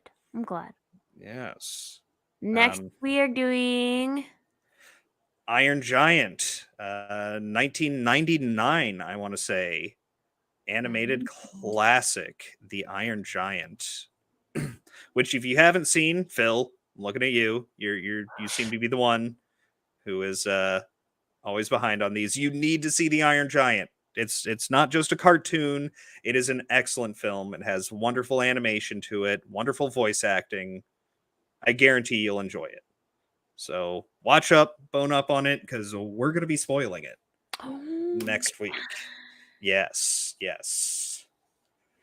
But yeah. Well, I had another great time. You guys in the chat were awesome. Yeah. I'm sorry that we couldn't show you guys. Whatever. I'll get over it. Phil has seen Iron Giant, but he doesn't remember any of it. Okay, well, Well, you've seen it, so there's that. Heron of Alexandria, at the beginning, I was telling Steven that I used to have a crush on Heath Ledger too. Yeah. And then I watched it again, like at the beginning of this week, and I was like, I just don't find him as cute. Mm-hmm. I don't know. Maybe it's a younger girl thing, you know? Maybe, I don't know. Maybe. Thank you, Phil. Yes, thank you, Phil. Sticking around. Yeah. Yes, thank you everyone for coming in here and chatting, and anybody who was lurking in the background, thank you as well for just coming in and watching. Greatly appreciated. But it's time for me to go to bed because I have work in the morning. Yeah. Yeah, it was a younger girl thing. Okay. Yeah. All right. Well, unless you have anything else to add, I think it's time to wrap it up. Nope. We'll see you guys next Friday for Iron Giant. Anything you want to plug? Oh, tomorrow I'm doing a live stream with... Oh, get it together, man. Get gravy. I'm doing a live stream like every day since Thursday. Oh, I've been man. doing live streams. And I'm like, what am I doing with my life? With Apex Comics. Mm-hmm. So we're gonna talk about comics. And then Sunday, I'm with Makani Draws, and then Monday, I'm on a Troubled Greens channel. Nice. So you're going to be on the painting drawing stream with Makini? Mm-hmm. What are you going to do? Painting, drawing? I don't know what I'm gonna do. I've been wanting to get a camera set up so I can hop in on that too. I don't have any setup for it, so I might just be sitting and chatting or whatever. Yeah. And then I'll be like, look at me. Yeah. Just occasionally hold it up. Yeah, I recently bought one of those ring lights that you can like put your phone in, and I was thinking maybe I could do that and set up in a different room. Oh, that would work. But I wouldn't be able to type in chat. But you know, they seem to just have, you know, they usually have like 4 to 5 people in there, so you're just kind of talking. It's very chill. Very chill stream. Yeah, that's what he said. Yeah. You have anything coming up? Let's see. Nothing for the rest of the weekend. Monday, I will be on Shellback TJC's channel for the Yelling at Park Cars warm-up. Tuesday, Drew will be back to his regular time for the United Resistance stream. You can find me there, 6:45 Eastern. I think Medi will be joining us. He's a regular in the chat, and this will be his very first live stream he's done. Oh, fun. Yeah, and I'm hoping to talk to him about pipe tobacco, because I like pipe tobacco. He likes pipe tobacco. Oh, my word. So. That's so funny. Yeah. This is one of my slightly cheaper pipes, but still well made. I haven't seen a lot of people smoke pipes. I know the conductor. I played piano with an orchestra, and the conductor, he smoked a pipe. It was fun. Oh, yeah. Yeah. Let's see. Here's oh my word, you guys! He has a collection. Most of my pipe collection. Wow. Yeah. Well, you have to, when you get into different types of tobaccos, you basically have to dedicate a pipe to a tobacco. Oh. So, yeah, So I it have doesn't mess up the collection. taste. Exactly. Gotcha. Exactly. Wow. But yeah. And then, of course, next Friday, you can find us here, 8:30, covering The Iron Giant. We look forward to seeing all of you there. Pipes. Yeah. It's like the 1970s. Yeah, it is. Yeah. Yeah. This is actually my favorite style. Since we're talking about pipes, this is the Umpal Hungarian style. I just like how it hangs. Comfortable. That's so funny. Yep. Oh man. It's an expensive hobby. The tobacco is cheap, the pipes are expensive. Pipes are expensive. Let's see. This one, here's actually one of my nicer pipes. This one was $135. Wow. It's an expensive hobby. Phil is gonna rewatch the movie just for next week's stream. All right. Do it, Yes, Phil. Small Time Republic. I like how it hangs. Oh my word. Oh god. Godzillionaire says you need a smoking jacket to go with that. In your smoking room. This is my smoking room, actually. Oh, Why I there you have go. all of the pipes here. Because I can close the door off so the smell doesn't get into the rest of the house. And pipe tobacco does not stick. Like, I do not smoke cigarettes in the house. They stick. They stink up the whole house. You get the nicotine stains everywhere. It's disgusting. Pipes add a nice aroma to the home. They actually do. They do. They do. And Heron of Alexandria is saying, I need to get a Gandalf pipe. Well, kind of have one. I don't have a full-on, but I do have a mini Churchill. Churchill is the style that has the very long stem. So I have a mini Churchill. You can't really do that. You have to hold them the whole time you use them. So this one doesn't get used too often. But now we're going on to other tangents. Oh my goodness. Oh, thanks, Phil. Now I see how Steven flirts with women. Want to see my pipes? Oh goodness. I'm pretty sure that would backfire quickly. Probably. Yes. Yeah, I can guarantee it. Yeah. Yes. No, I don't. My wife actually likes the pipe, but I'll say that we didn't. I got into these well after we had been married. So, yeah. But yeah. All right. I think this has been another good one. Good stuff, guys. Next week. Next week. All right. We're I'm gonna looking get it forward figured to it. out. Yes, I really hope we do. We need to. It's still early for us. Cut us some slack. It is. All right. Well, bye everyone. See ya next Friday. Next Friday, 8:30. Yes. 7:30 Central. Yes. Same bat time, same bat channel. Same bat channel. Bye-bye. Bye. Now. He's looking at you, kid. Goodbye, Boo.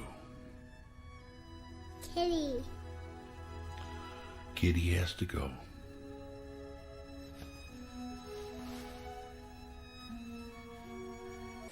I'll see you. Not if I see you first. Hello.